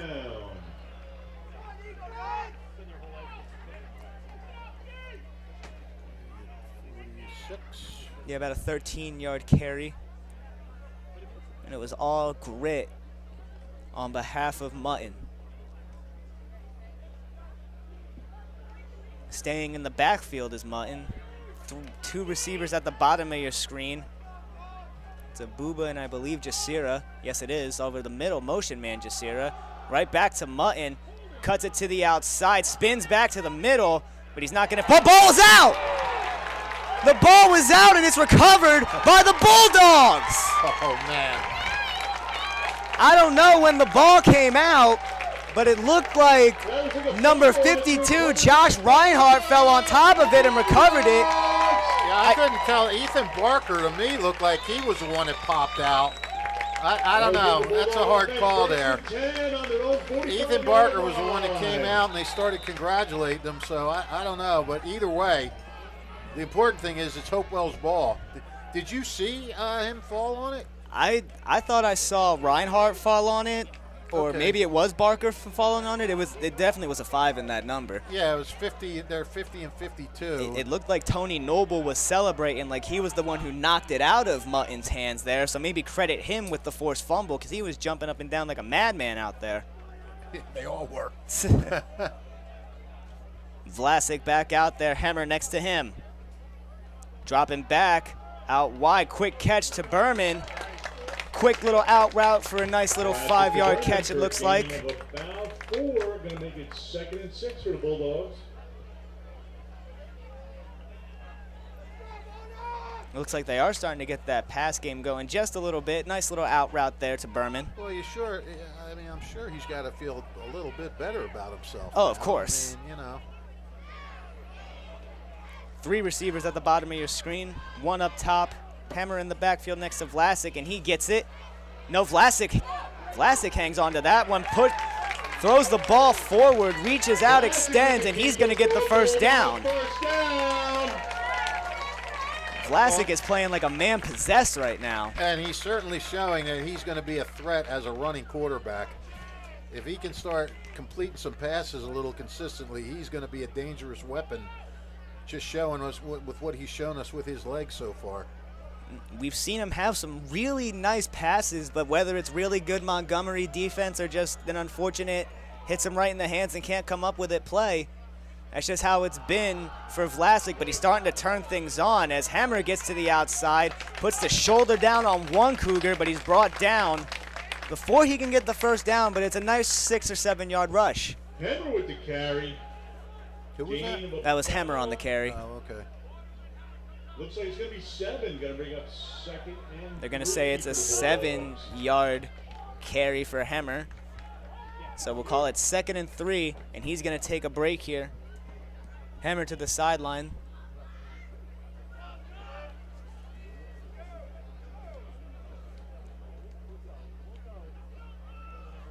Ball on the 37-yard line here. The first touch for Hemmer in this half, I think. It just might be.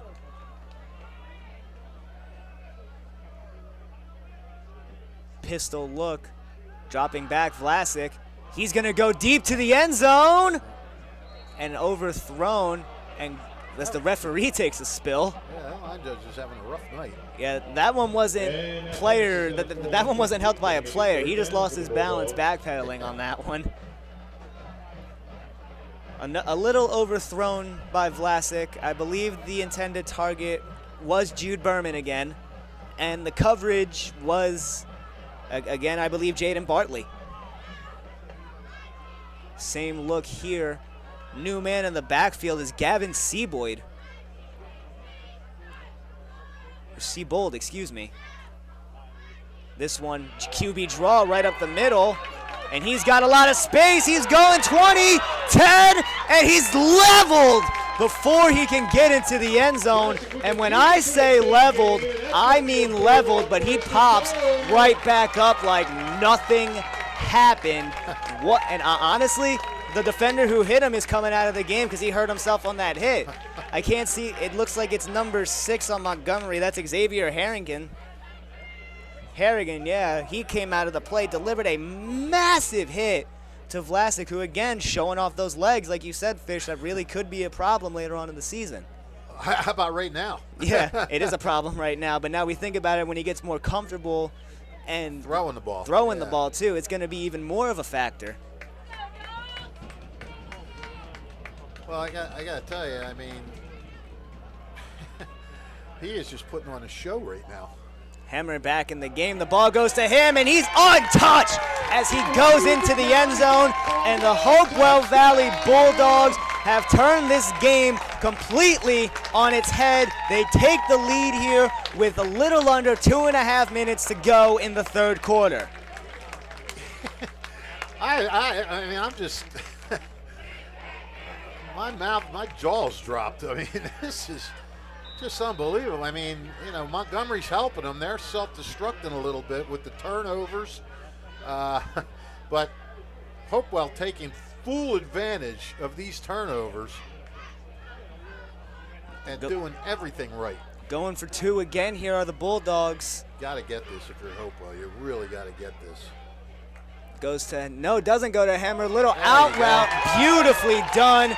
Wide open was Mike Whitlock, and you could call that a successful 2-point conversion, make it a 6-point lead for the Hopewell Valley Bulldogs. And well, 10:28 left in the third quarter. I mean, it's just more and more confidence now more and more confidence for Vlasic, and that was a perfect play call too. I mean, Whitlock was wide open. You couldn't misfire there. No, not even a little bit. Beautiful little run pass option there. Run by the Bulldogs and run to perfection, like Rich Fisher just said. And that gives the Bulldogs their first lead of the game. As Enter Sandman courses through the speakers here at Ackerson Field. The Hopewell Valley Bulldogs are trying to tell Montgomery it's time to start saying your prayers, but Montgomery is still not going to go down. They're going to go down swinging if they're going to go down. Yeah, absolutely. We've seen a couple of little pooch kicks to the left side of the field. They've gone to Andre Dawson, who had a decent return his first time, and he's made a decent return of it the second time as well. We'll see what it is here. 20-14 Bulldogs. This one, they kick it to the other side, and that one's going to go out of bounds. Well, and you know, after Montgomery scored to start this half, I said that Hopewell had to do something to stop Montgomery from getting too much momentum. Well, that has completely changed. Montgomery really has to come up with an answer now if they don't want to stop Hopewell from just taking off with this thing. You would think that maybe we see a Chris Johnson try to find one of those big receivers over the top, but you might have to reconsider when you got Jude Berman patrolling the secondary out there. He's already proven to be trouble for the Cougars on defense. McFadden at the bottom of the screen, Abuba at the top. Shotgun set for the Cougars to start this drive. Motion man going over the middle. Another pass, looking, finds McFadden, him one-on-one. It was him and Jude Berman one-on-one, and Berman wrapped up those legs, didn't let him go any further. Good catch by McFadden, and it gets the Cougars a first down. Well, you called it. Start going to McFadden again. You know, that's what they did to start this half, and it worked out really well for them. So why not go back to that? You know, it's like you said, like you were talking about the old adage, bend, don't break. If it ain't broke, don't fix it. Chris Jansen, a huge stiff arm, and runs over a Bulldog as he tries to fight for the first down. I don't think he got it, but he's real close to it. Gonna call that second and about 3. We're at the 50, right? Yeah, they're at the 43-yard line now. What a run by Chris Jansen. He took it, stiff-armed a defensive lineman, and then ran over a linebacker before the Bulldogs were able to bring him down. I'd watch McFadden. I'd have my eye out for him. At the top of the screen is McFadden. Shotgun look here for the Cougars. They're playing off him, too. He's going to go deep, but he's going to Abuba, and he's got it. No, he doesn't. It hit him in the hands, and it fell right out.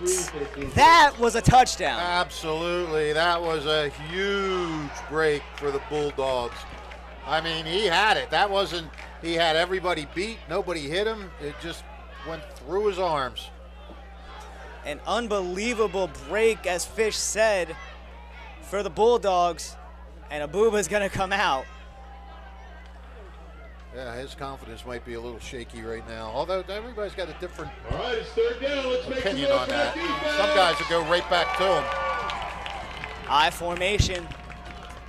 They're going to toss it to Miller, and he's going to get the first down and a lot more. He breaks through the middle, almost breaks another tackle. Cougars with the run, and that should be enough. A touchdown-saving tackle. I'm not sure who that was. I believe it was Jace Kalina on the tackle, but Caden Miller puts the Cougars in a really good spot after converting on the first down. Yeah, they're coming right back, and you know, every time I say a team has to answer, it seems like they come back and answer. Maybe they're listening to the broadcast, Fish. I highly doubt that. 37 seconds and counting for the Cougars in the third quarter. 4 receivers out wide. Shotgun set, dropping back to pass. Out wide, tries to break the tackle, but a really, really good tackle again by this Hopewell Valley defense. Jaden Bartley on the catch. He wasn't going to get much more after that. Second and looks like 3. Yep. Bartley making his presence felt on offense. 5 seconds and counting, and the Cougars are just going to let this clock run down. And we're going to the fourth quarter of a 6-point game with Montgomery doing everything they can to tie it and hope maybe, just maybe, take the lead. It's 20-14 Bulldogs here at Ackerson Field. We'll be back with the fourth quarter in a couple of minutes here on the WBCB Sports Network. Capital Health's primary care network continues to grow, bringing its extensive option of locations to your neighborhood.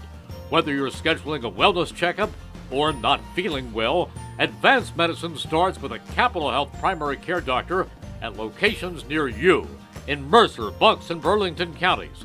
To find a Capital Health primary care location that's convenient for you, visit capitalmedicalgroup.org. That's capitalmedicalgroup.org. New Jersey is home to the best public schools in the nation. And that didn't happen by accident. It's the result of parents, educators, and communities working together year after year to give our students a world-class education, no matter the challenge. Because parents and educators know that with a shared commitment to our public schools, our children can learn, grow, and thrive. And together, we can keep New Jersey's public schools the best in the nation. 1490 WBCB Levittown and Trenton, and video stream live at WBCBsports.com. Your home for the best local sports in Bucks and Mercer counties. Don't forget, if you miss any of today's action, you can read all about it in tomorrow's edition of the Trentonian. For your complete local and national news 7 days a week, it's the Trentonian or online at Trentonian.com. The only newspaper serving Bucks, Burlington, and Mercer County 7 days a week. It's the Trentonian. And the Italian People's Bakery is proud to support high school sports on the WBCB Sports Network. Visit them at their signature location, 63 Butler Street, for the finest deli rolls and pastries. The Italian People's Bakery since 1936. Chris Johnson trying to run away and make something happen. This is an absolutely disastrous play for the Cougars as he's sacked all the way back. But there's a flag down there. Yeah, there is a flag. They call a face mask, I believe. I thought I saw. Oh boy. Oh boy. Let's see what the crew chief says. Big sack, but there is a flag on the play. A little bit more discussion. Personal foul, face mask. And it's going to go against the Bulldogs. Dave Caldwell is not happy. That's going to be a face mask. Yeah, he is irate on the sideline over there. Giving the Cougars yet another chance here to tie this game up and just maybe take the lead. That's only the third penalty on Hopewell. 25 yards now.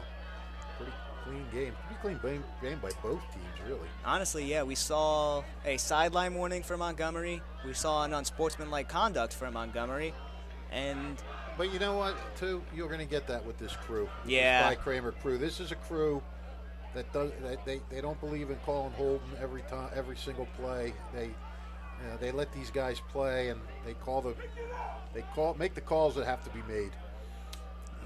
As a fan yells from the stands at the referee to pick it up, I assume he's referring to that last penalty. I'm not sure. Yeah, the Hopewell faithful are really unhappy about that one. Yeah. Looks like they're having a little discussion here. I'm not sure about what. Meeting of the Zebras in the middle of the play here. And moving the ball up now. By the way, Chris Jansen is now 10 for 15, 2 interceptions for 136 yards. He's starting to find his groove a little bit, but those interceptions, that pick six really hurt. It did indeed. Enforcing the face mask penalty here. It's going to be first down and 10 from the 8, from the, looks like the 12, maybe 11 yard line. Yeah, the 11 yard line, I believe. Yes. So the Bulldogs are going to have to do a little bit more work to keep the Cougars out of here after a very costly penalty. Yeah, this is where Hopewell's really got to stand tall if they want to kind of keep this thing going in their direction. And to be honest, I mean, Hopewell or Montgomery has shown they can move the ball. The only thing that stopped Montgomery this half has been Montgomery with a fumble and an interception. Back to Caden Miller. He goes to the left, jukes inside, spins around another and falls into the end zone. Caden Miller gets another touchdown here for the Cougars and could potentially put them back on top with a PAT. Good hard run. Got it, took it, spun in, just had the blocking. Went around that left side and it was there. So not only are they going to go for the PAT, it looked like they were going to go for 2 again. They had that really funky formation from earlier in the game set up there. But it looks like they're going to give McFadden another chance here to boot one through the uprights. Better hope this one doesn't go into the parking lot if he does convert here. Snap good, hold good, kick up. And they're going to say good. And that one did go into the parking lot. Yeah. So the Cougars, after a very, very costly and controversial penalty against the Bulldogs, convert on the chance they were given and take a 1-point lead over Hopewell Valley with well over 11 minutes to go. I don't know if we can call that controversial. We really didn't see it. It was on the other side of the field from us. And the only reason it's controversial is because the Hopewell coaches were yelling about it. Yeah, hearing everybody from the stands and Yeah, seeing well, the sideline. Of course, they're going to yell about it.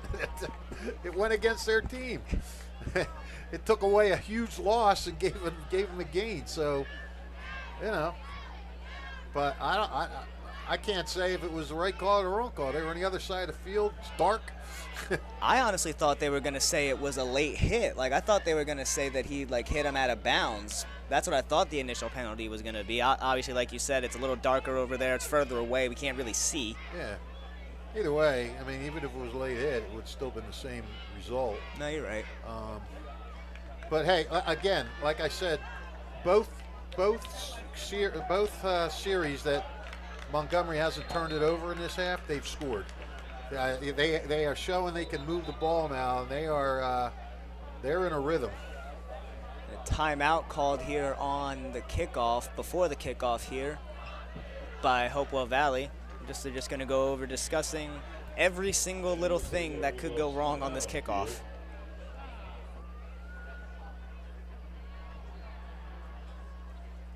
While I have the time, I just want to give a really special, quick happy birthday to my girlfriend's mother, Suzette Wilmot, today. She's celebrating with her whole family today, so I just want to take a second to wish a happy birthday to her. I hope it's been a real special one. Well, happy birthday. Hope she has a fine day. I hope so. We're not giving out ages, right? No. Not if you want to keep your girlfriend. She's turning 25 today. Ah, very good. All right. That's a fun age. And happy birthday to you, Suzette. Happy birthday, Suzette. McFadden getting ready to kick off the ball here. 11:41 to go and a 1-point Cougar lead.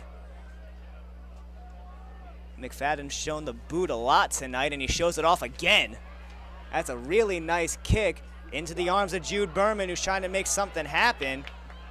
And that's been the smallest return of the night for both sides of the ball. I think we've seen some really good special teams play from both Hopewell and the Cougars. Yeah. And that was the shortest return of the night. Yeah, very. Return to the Bulldog 27-yard line. You can tell Montgomery was a little fired up about it too. They were all hopping off the field, jumping up and down.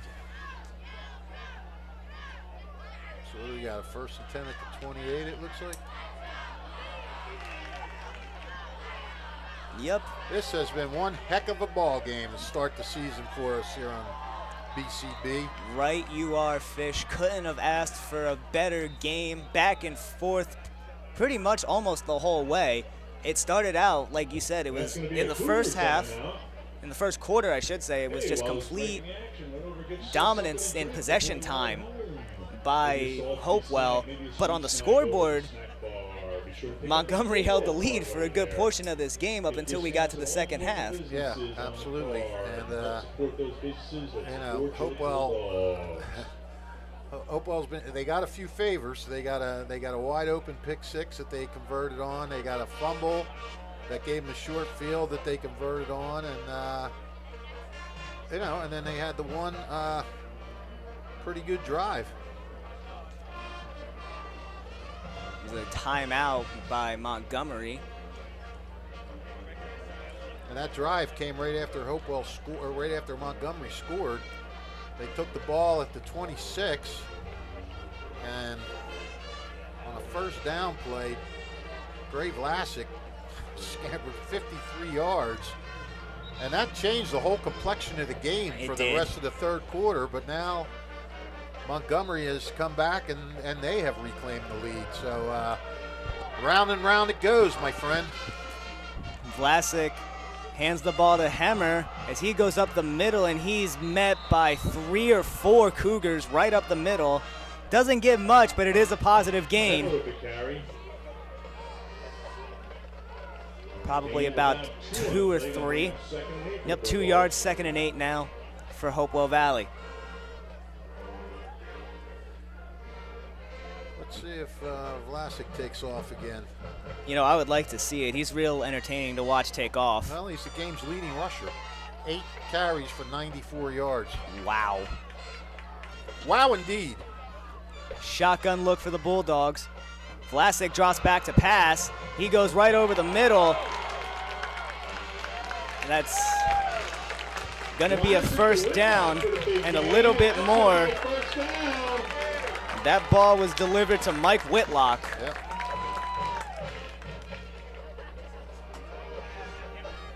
Under 11 minutes now, the clock is churning. Plenty of time for a lot of things to happen. Yeah, and I think a lot will. I hope a lot does. I'm having fun. Yeah, you're not keeping stats. Shotgun look yet again here for the Bulldogs. 3 receivers at the top of your screen, 1 at the bottom. Hemmer in the backfield next to Vlasic. Vlasic drops back, steps up in the pocket, and he's going to take off. Bust to the outside, and he's not going to get the first down here. And a nice open field tackle there. Yeah, I think these coaches might want to start talking to him about maybe hitting the deck sometimes. Yeah, honestly, they're like, hey, kid, you're strong, but it's okay to go down every now and then. Yeah. I mean, geez, he's a key player, and you don't want to see him get hurt. Absolutely not. It was a 9-yard scamper there. Puts him over 100. Shotgun look again with the 3 receivers at the bottom. 1 up top, Hemmer in the backfield again. Dropping back to pass, steps up again, but he's not going to get anywhere. He can't get out of this one as he's brought down. Well, you know, that's great defense by Montgomery, because 2nd and 1, you're thinking, well, maybe they'll just hand it off and get the short first down. And Hopewell was going to try to catch him napping and try and go for a big play there on 2nd and 1, knowing they'd have it on 3rd. Montgomery was absolutely ready for it, and they did a great job of bottling that up. There was a couple Cougars in there, but I saw Michael Bellamy, I saw Youssef El Shabini. Most of the defensive line was in there on that one, really. That brings it back down under 100 yards. It's 3rd and 6. The Bulldogs trying to keep this drive alive. Drops back to pass. Over the middle again, and that's enough for a first down. Finds it right again to Mike Whitlock. That's another first down for the Bulldogs. Yeah, and these guys they're going to a couple different receivers now too, spreading it around to different guys, and that's always makes it a little tougher to defend as well. The Bulldogs still fighting, doing a really slow and methodical drive here, not taking really any shot plays, taking what they can get. Shotgun look yet again. Dropping back is Vlasic. He floats it up to Hemmer, shakes off one, and he's got room. One guy to beat, he spins out of him, and he's brought down by 2 Cougars, but it's another first down, and they're in the red zone.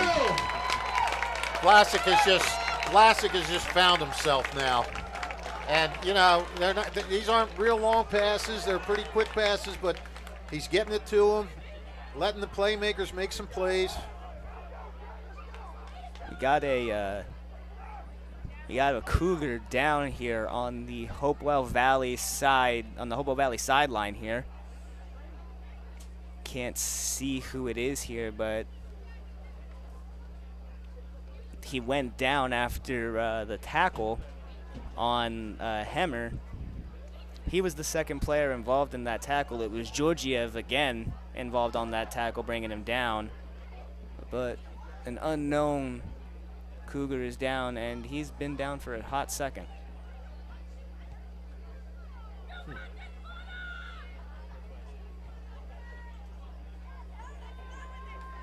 We're going to take a quick we're going to take a quick break while they check him out here. We'll be right back. 21-20. Cougars have the lead on the WBCB Sports Network. 1490 WBCB Levittown and Trenton, and video stream live at WBCBsports.com. Your home for the best local sports in Bucks and Mercer counties.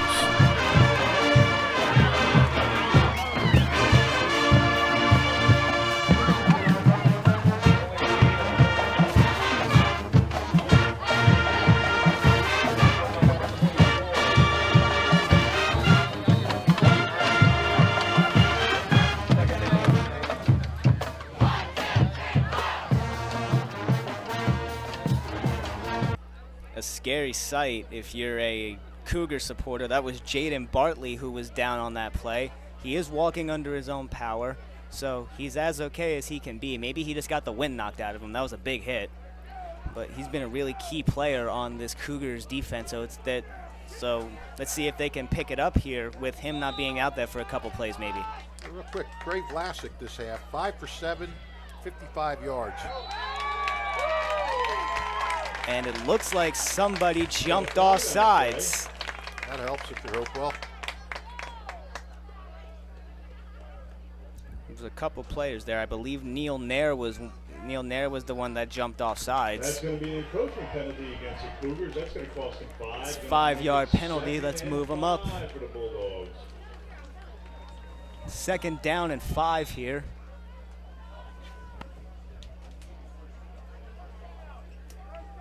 Correction, it should be 1st and 5. Oh, well, there was a mistake by the crew chief. And now it's first and 5. There we go. 1st and 5 for the Bulldogs, trying to take the lead back.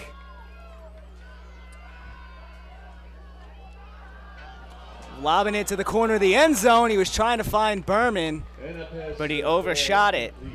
Yeah, he's done that a few times on these throws to the end zone. He's kind of overthrown it a little bit, and not sure.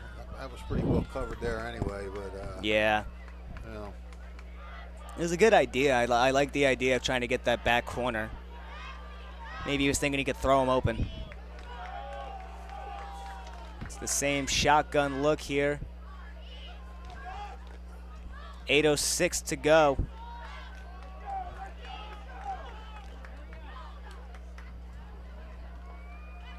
Vlasic takes the snap, and it's another QB run up the middle. And he's not going to get much, but there's a flag. Vlasic with the carry, but there's a flag on the play. Not sure if they saw something going on. And let's see what we got here.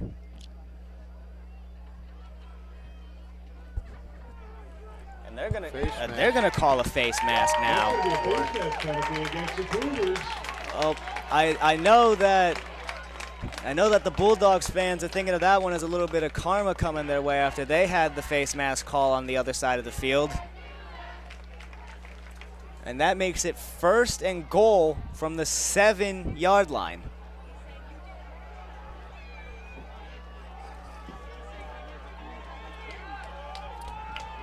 so I guess that negated the run, and they just run it halfway to half the distance to the goal. I guess so.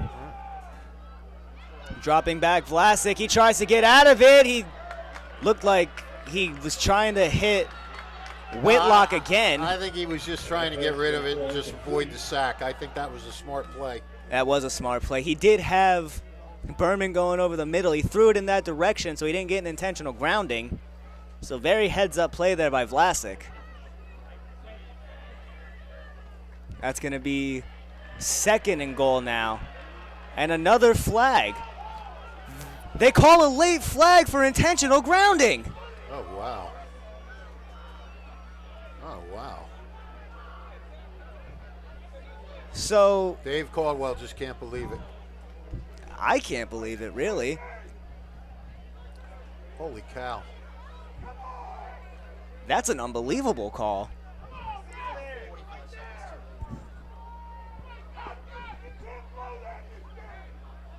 I mean, the play was over. Yeah. Like, where did that come from?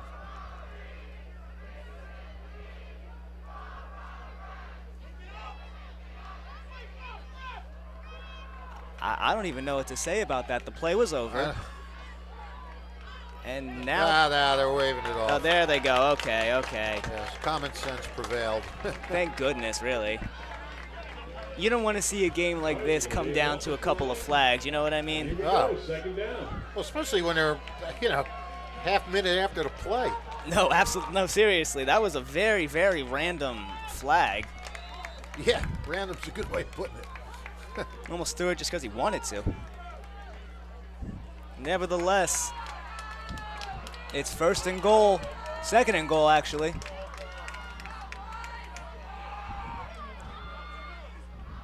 Vlasic takes the snap. A lot of pressure coming. Back to the end zone again. And that one's incomplete. That's gonna fall incomplete. He had a lot of pressure on him there. Look, the entire Cougars defensive line pretty much bursted through. And not only that, the receiver had about 3 guys around him.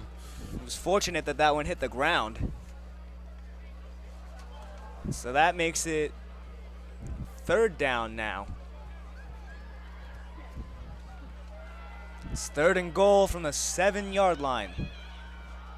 The Bulldogs trying to get back on top. He keeps it. Play action. Did he hang on? He did! It's a touchdown for Hopewell Valley. Who got it? I think it was Berman again. Yeah, you're right. I think you're right. That's Berman's 3rd touchdown of the game, and it's the biggest one yet as it puts Hopewell right back on top. Well, and that little slant in, and that he had to fire that in there, and he pretty much drilled it right through everybody, put some zip on it, had to make the perfect pass, and he did. And wow. And it looks like they're gonna go for 2 to try to make it a 7-point lead here. Motion man is Berman. And they're gonna give it to him on the wheel. He guts back inside and he gets it. He gets the touchdown and the 2-point conversion, and it's a 7-point Hopewell Valley lead with 7:17 to go. Boy, you got to give Hopewell Valley. Oh boy, when they get smacked in the face, they sure know how to respond. Oh my goodness. They absolutely do. They responded and then some. They got a penalty wiped away, a really nice touchdown throw and catch on a little play action handoff to Hemmer. Zips it in like Fish noted. He had to put that on. He had to put that in there with a lot of firepower. And a great catch by Berman. And the Bulldogs hold a touchdown lead. Well, this is just amazing. I mean, this is we think that Hopewell is going to be decent this year, pretty good, but still, this is a relatively inexperienced team that has had a couple of chances to kind of fold. And rather than fold, they just kind of bounced right back with fury. That's a really good way to put it there, Fish. They have been very, very gritty. They've been determined. They've finished every play that they've started. Very minimal mistakes from the Bulldogs we've seen, honestly. Let's see if the interesting special teams plays continue. Hopewell ready to kick this one off. The Cougars got 7-17 to tie this game up. And they're going to kick this one to the right side. It's fielded and will be returned. And he's got some daylight up the middle, and he's at the 50, cuts back inside, the 40, the 30, the 20, the 10. There's no catching him. Touchdown, Walcott Jasira. And if you're a Montgomery fan, I have the 2 greatest words you're going to want to hear: no flags. You see a return like that, and you're thinking, uh-oh, let's hope there's not a clip. What a great run. Back and forth. I mean, I'm like speechless. I cannot believe the way this game has gone back and forth like this. I can't either. And we've seen some really good returns today as well in the special team side of things. I was waiting for one to break off, and it finally did from Walcott Jasira. And now the Cougars are an extra point away from tying this game up. And McFadden getting ready to try and do it. Waiting for a fresh ball.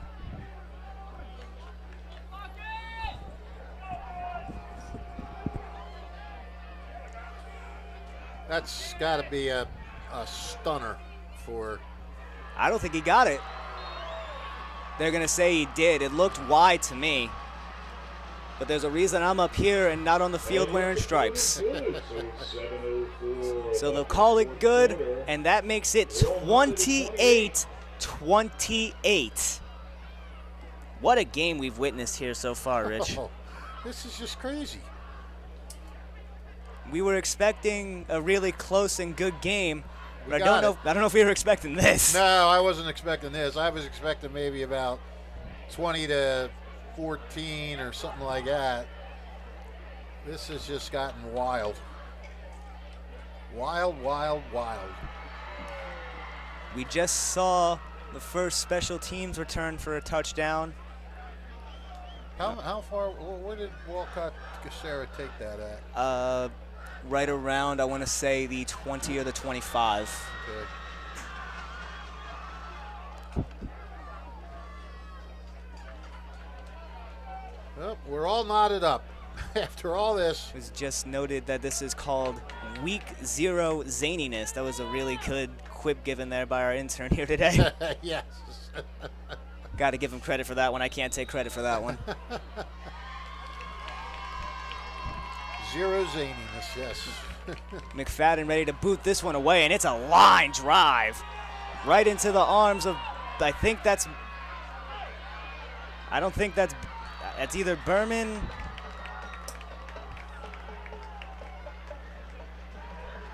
No, scratch that. I think that was Mike Whitlock on the return. No, it was Berman on the return. Okay, there we go.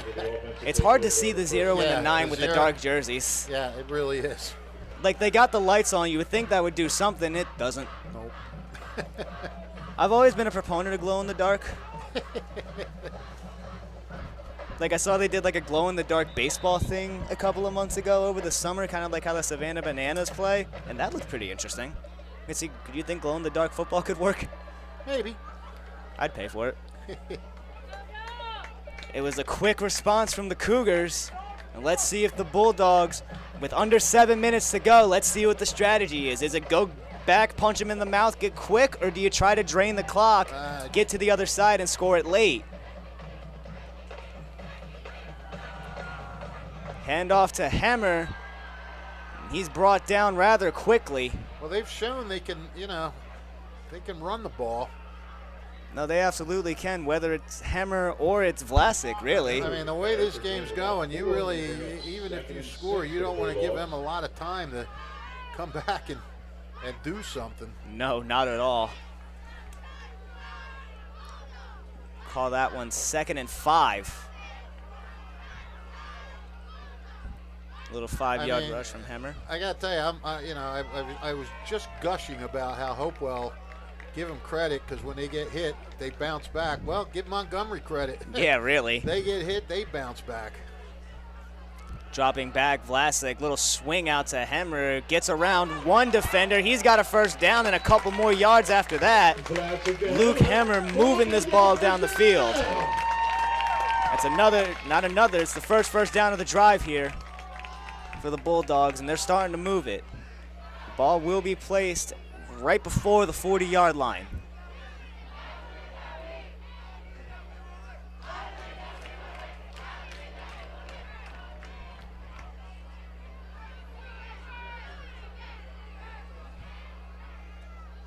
.545 and counting to go. Shotgun look. 3 receivers at the bottom of your screen.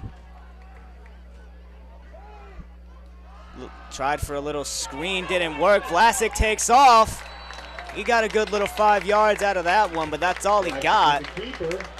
Tell me that hasn't been a weapon. It's been a huge weapon so far. He's been great this second half on it with his feet. Zach Fury able to bring him down there.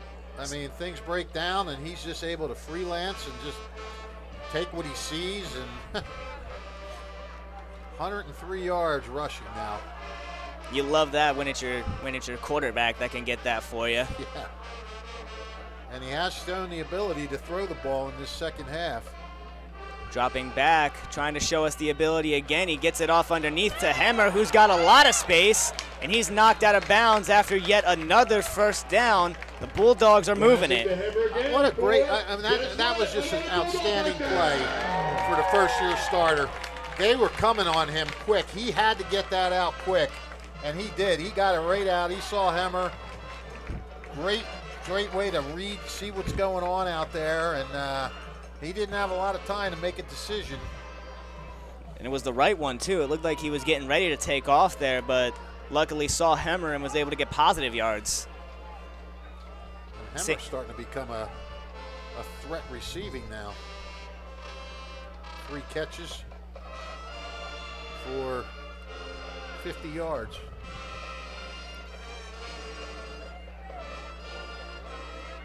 Trying to get the play call completely right is Vlasic. Same shotgun look we've seen pretty much the whole drive. He drops back. Oh, and a screen pass. They didn't call that dead at first, but they do now. And that pass will fall incomplete. That pass was intended for Will Flannery. Why was the clock stopped that whole time? Did they never set the change right away or what? I'm not sure. I'm looking up and they, yes, it stopped for the first down, but I mean, now it's just incomplete pass, so yeah, but it just stayed on 441. Yeah, I saw that too. I wasn't too sure what was going on with that. I mean, I'm sure Hopewell wants this clock to run. I would. Dropping back to pass yet again. He slips, but he's able to stay up just enough. Reaches the ball out. I don't think it was enough to get the first, but he's really close to it. Yeah, he is showing some athleticism, let me tell you. He really is. He's really been showing that maybe he can keep this Hopewell Valley team right at the top of Mercer County. And he's also a really good golfer. Made the Tournament of Champions last year. Oh, no way. Oh, yeah. Way. Well, Grayson Vlasic, he needs another I can't say under par here. No, don't even try. No, I was going to try to make a golf quip, but I can't do it. Not really golf savvy. Oh, they got him there. And they're able to bring him down before he's able to make something out of the nothing there. Brought down there by number 55, Youssef El Sherbini. And that's 4th down. That's a yard loss. Looks like about 4th and 4. They're calling him over here. We're not seeing the special teams unit here, so they're going to go for this.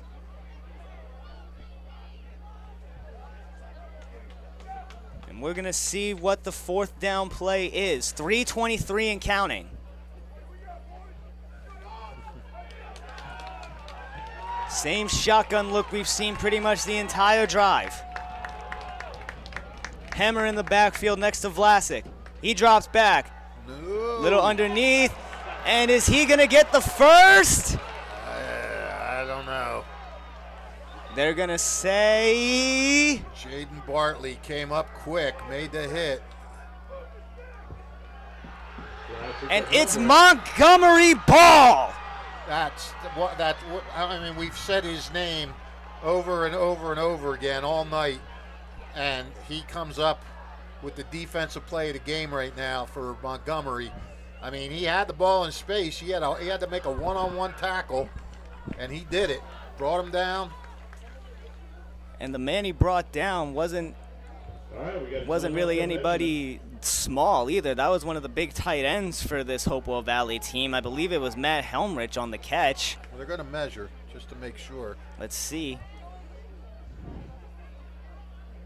It didn't look to me like he got it. I don't think he got it either. Maybe on like the rollover when he threw him over. And it is Montgomery ball. The chain game confirms it. By inches. No index card needed. The Cougars take over possession. Wow, that's tough. And that's a huge, huge boost of momentum. Now all the Cougars got to do is not turn the ball over. Well, yeah, and move it. They got to move it too, but it's like you said, Fish, they've been their own worst enemy. They've been able to move the ball, right. not necessarily at will, but they've been able to move it. Yeah. But it's like you said, when it gets down to it, they're the ones that shoot themselves in the foot. Yep. We've seen Chris Jansen throw a couple of picks today. One got returned to the house, but other than that, he's been very sharp. Right, look out for McFadden. McFadden by himself with Berman at the top of your screen. One-on-one coverage. The other two receivers at the bottom of your screen. Abuba, and the motion man was Demetrio. And that's a huge stand there. Great first defensive play by the Bulldogs. I'm a little surprised. Run the ball on first down. I figure you got to go a little, even if you want to try to give McFadden a chance. Maybe they're trying to do like a little setup. They're thinking about all the dink and dump, so they play underneath and all the run plays, so they start bringing up safeties, and then McFadden just ends up over the top with a very good defender in Jude Berman, but he's a lot taller than Berman is, so if you put that in the right spot. Yeah. Shotgun look again, Berman one-on-one with McFadden again. They roll out that way. They're going that way, and it's almost intercepted! Jude Berman almost had his third interception of the game and what could have been his second pick six. And yeah, I wonder, remember before I said all he had to do was catch it and don't try to run, too quick? He might have tried to run too quick. Might have did it right there, yeah. And who can blame him? I mean, this game's on the line. You're thinking, I got the game in my hands here if I can run it back. But that being said, these guys. Make some noise for that defense. 3rd and 9 for the Cougars. Abuba and McFadden on the same side. Bartley at the bottom of your screen. They're going deep, it looks like. And the shot is caught! Oh. What a catch! And he's brought down at the 20-yard line. Koa Demetriou with the catch. And he's hurt. Wow. Koa Demetriou.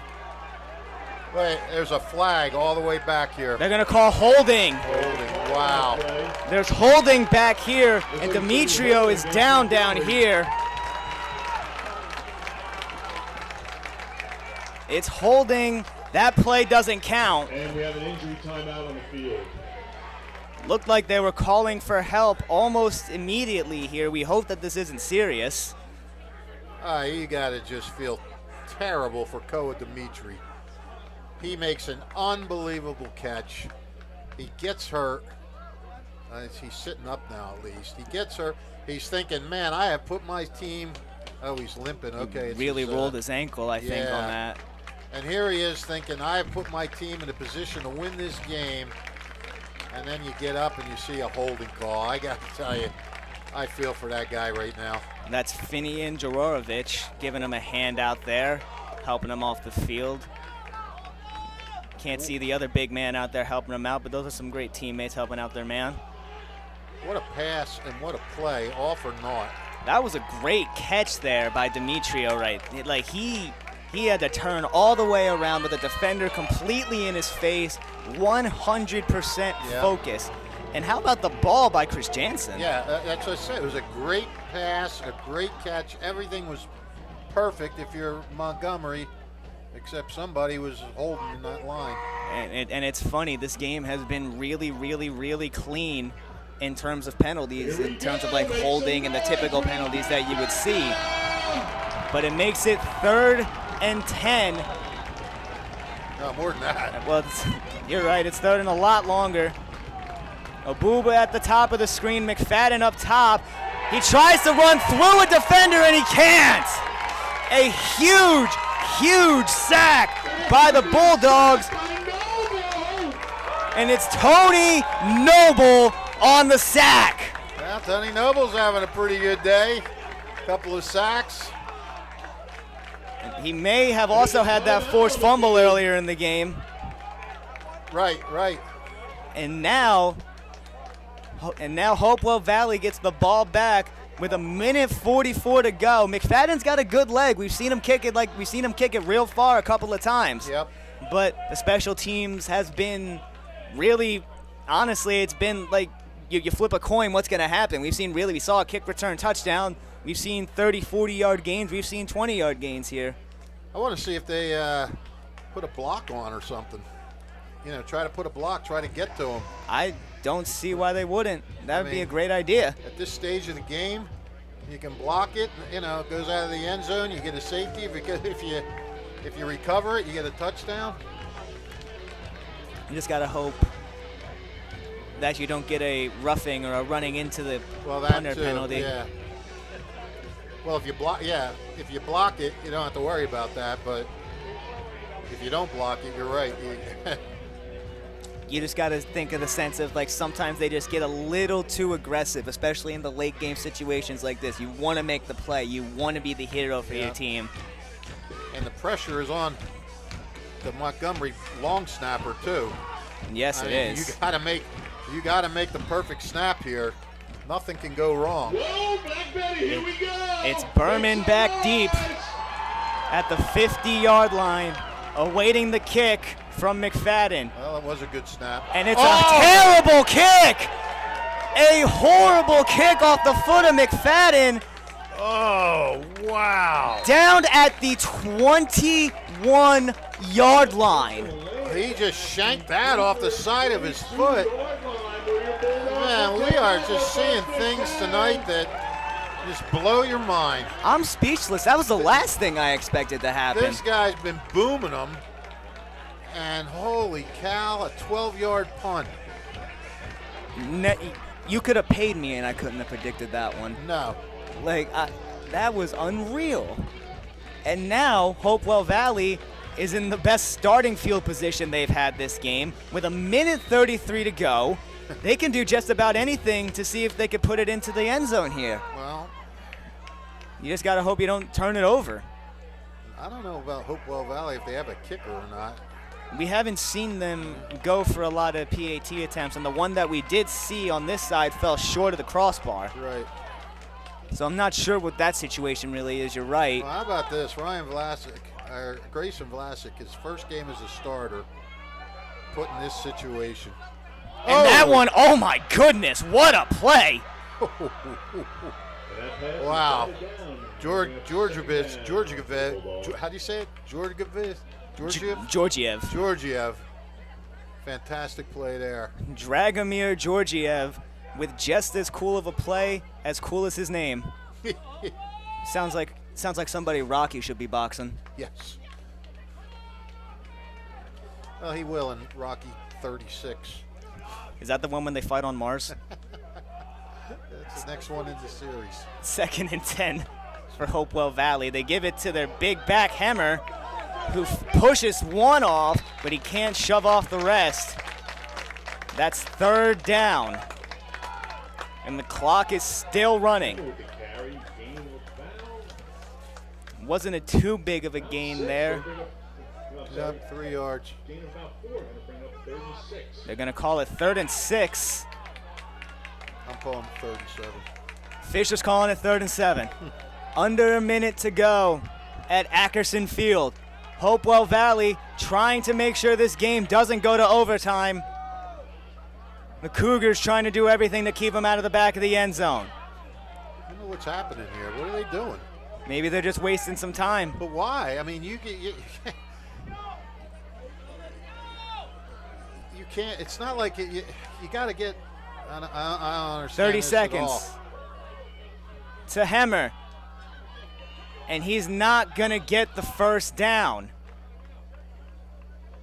Maybe they plan on just kicking a field goal, trying to kick a field goal, so they wanted to run as much clock as possible. And that would make sense. And Montgomery calls the timeout. I'm not sure what the strategy is here for the Bulldogs. It's 4th down now. It's 4th and short at least, but it's 4th down now. Yeah, well, 4th and 4. There really is nothing like a home team advantage. That's why Team Toyota makes it try great. a field goal this entire game. Every touchdown we've seen, we saw one PAT attempt that fell short. Everything else has been a 2-point conversion. Yep. I'm very curious to see what the call is here. I am too. For Hopewell Valley. Because why were they letting so much time run off the clock?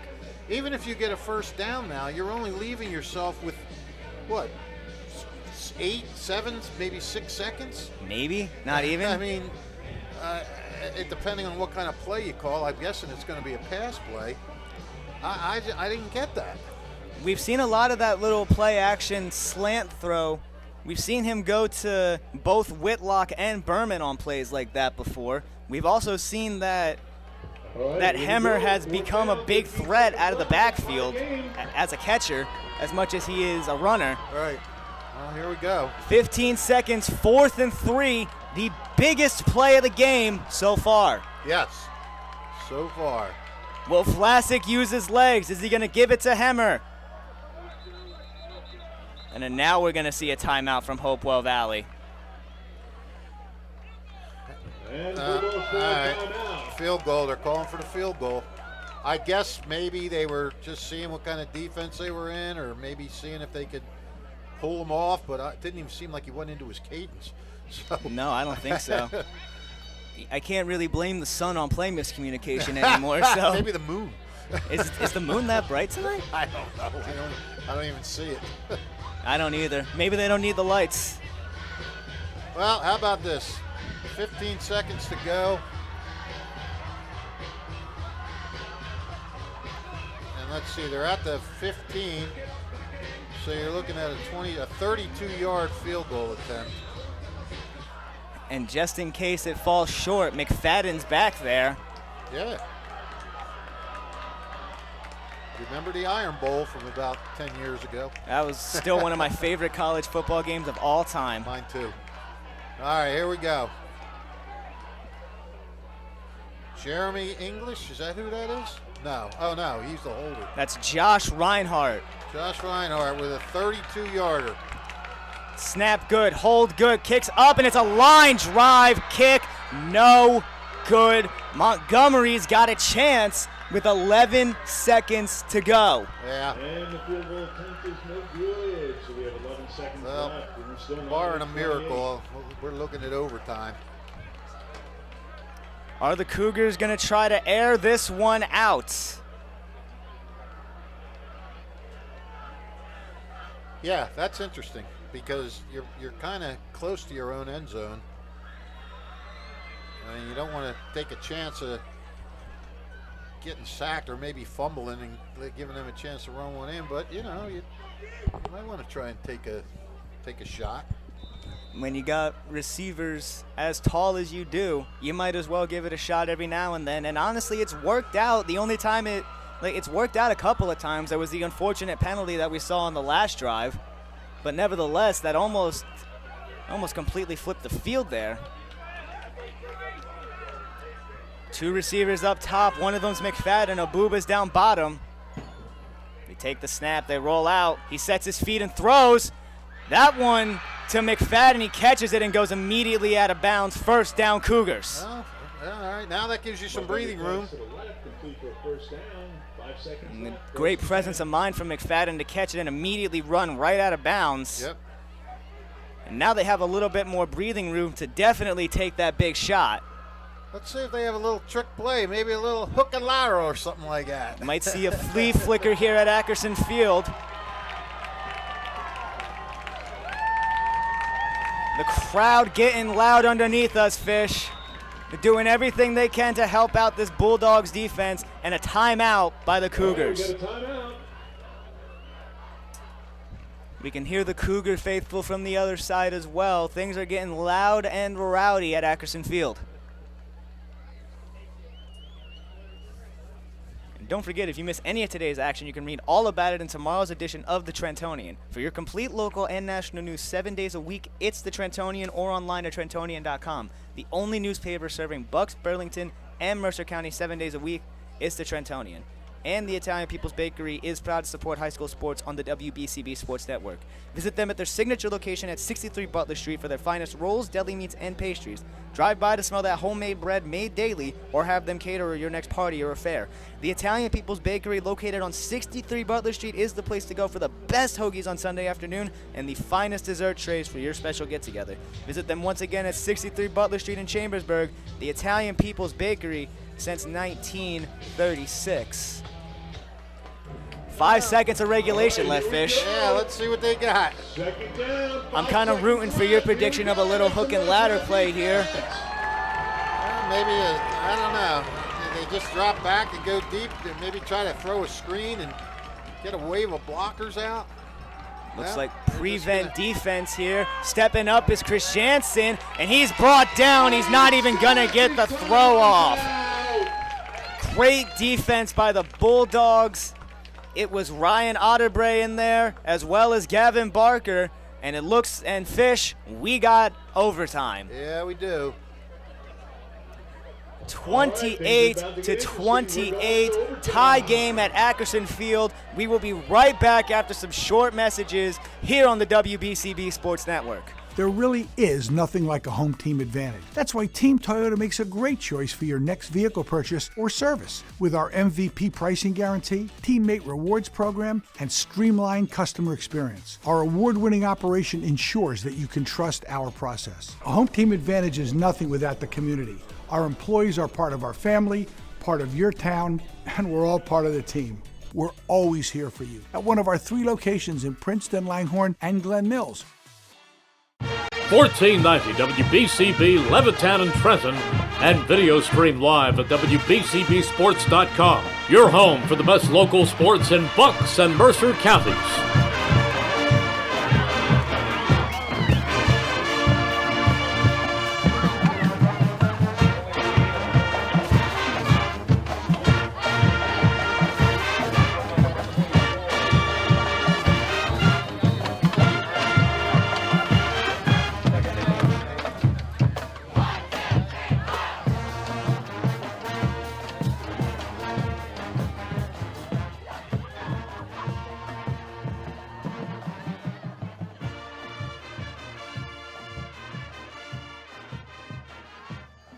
Your vehicle is in good hands at Haldeman Collision, Route 33 in Hamilton Township. They do it all at Haldeman Collision. Minor dents and dings, bumpers, windshields, major body, and frame damage. Free estimates, 24-hour towing, most insurance accepted, and loaners available. Haldeman Collision works with all makes and models. They'll go out of their way to getting your car back in brand new condition. Haldeman Collision, conveniently located 20 minutes from Langhorne, Princeton, Ewing on Route 33 in Hamilton Township.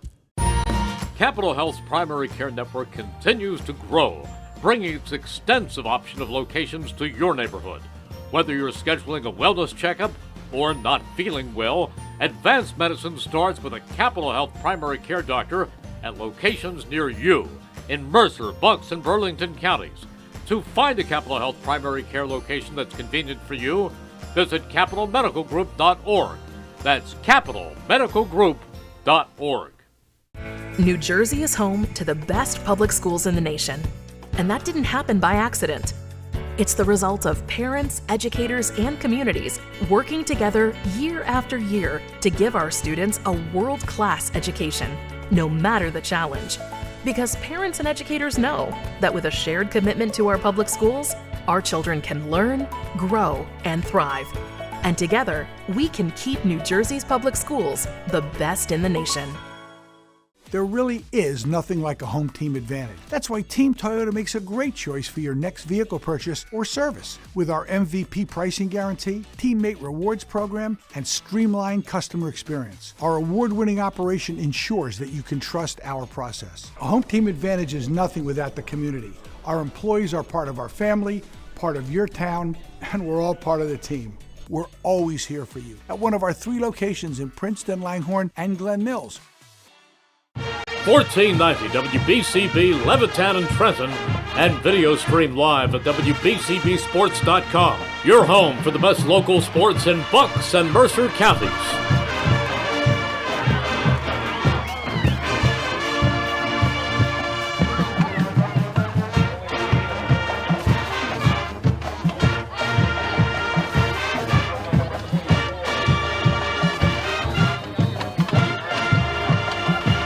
We got free football at Ackerson Field, 28-28 going into overtime, and Rich Fisher has the overtime rules pulled up for us. Fish, go right ahead. Yeah, well, you have the coin toss. That determines which team gets the ball first.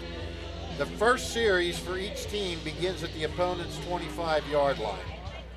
Okay, so it begins at the opponent's 25-yard line. All right.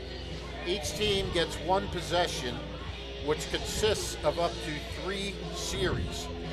Starting with the 3rd overtime series, teams are required to go for a 2-point conversion after scoring a touchdown.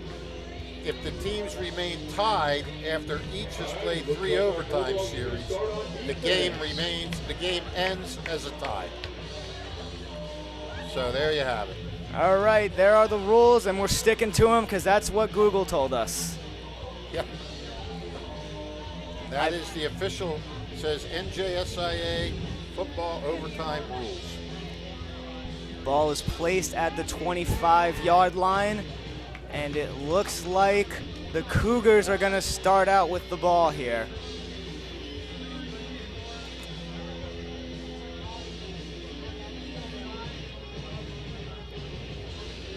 Cougars have been very dangerous throughout the air this entire game, but with that said, the mistakes through the air have cost them greatly. All right, here we go. The start of overtime. Now, one thing we could draw from the regulation is that Hopewell needs to work on its kicking game, that's for sure. Yes, they do. First down from the 25, Chris Jansen. He takes the snap, drops back, quickly out wide, incomplete. And that pass is going to fall incomplete. Going to bring up second down for the Cougars. That was intended for Walcott Jasira. He's the man who scored that kickoff for a touchdown earlier on in the game. Couldn't find him on that one. Second and 10 now from the 25.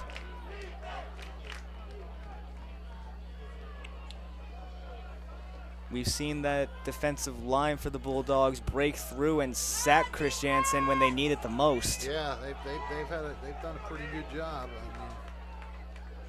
mean, both offensively and defensively, Hopewell's line has done a nice job. Rolling out to his right. He just gets rid of that one. And no flag for intentional grounding, no flag for holding. They're yelling for one, but they're not going to get one.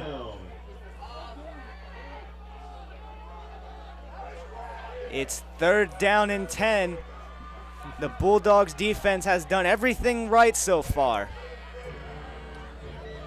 Well, this game has been in doubt from the get-go, and it remains in doubt, hangs in the balance, whatever you want to call it.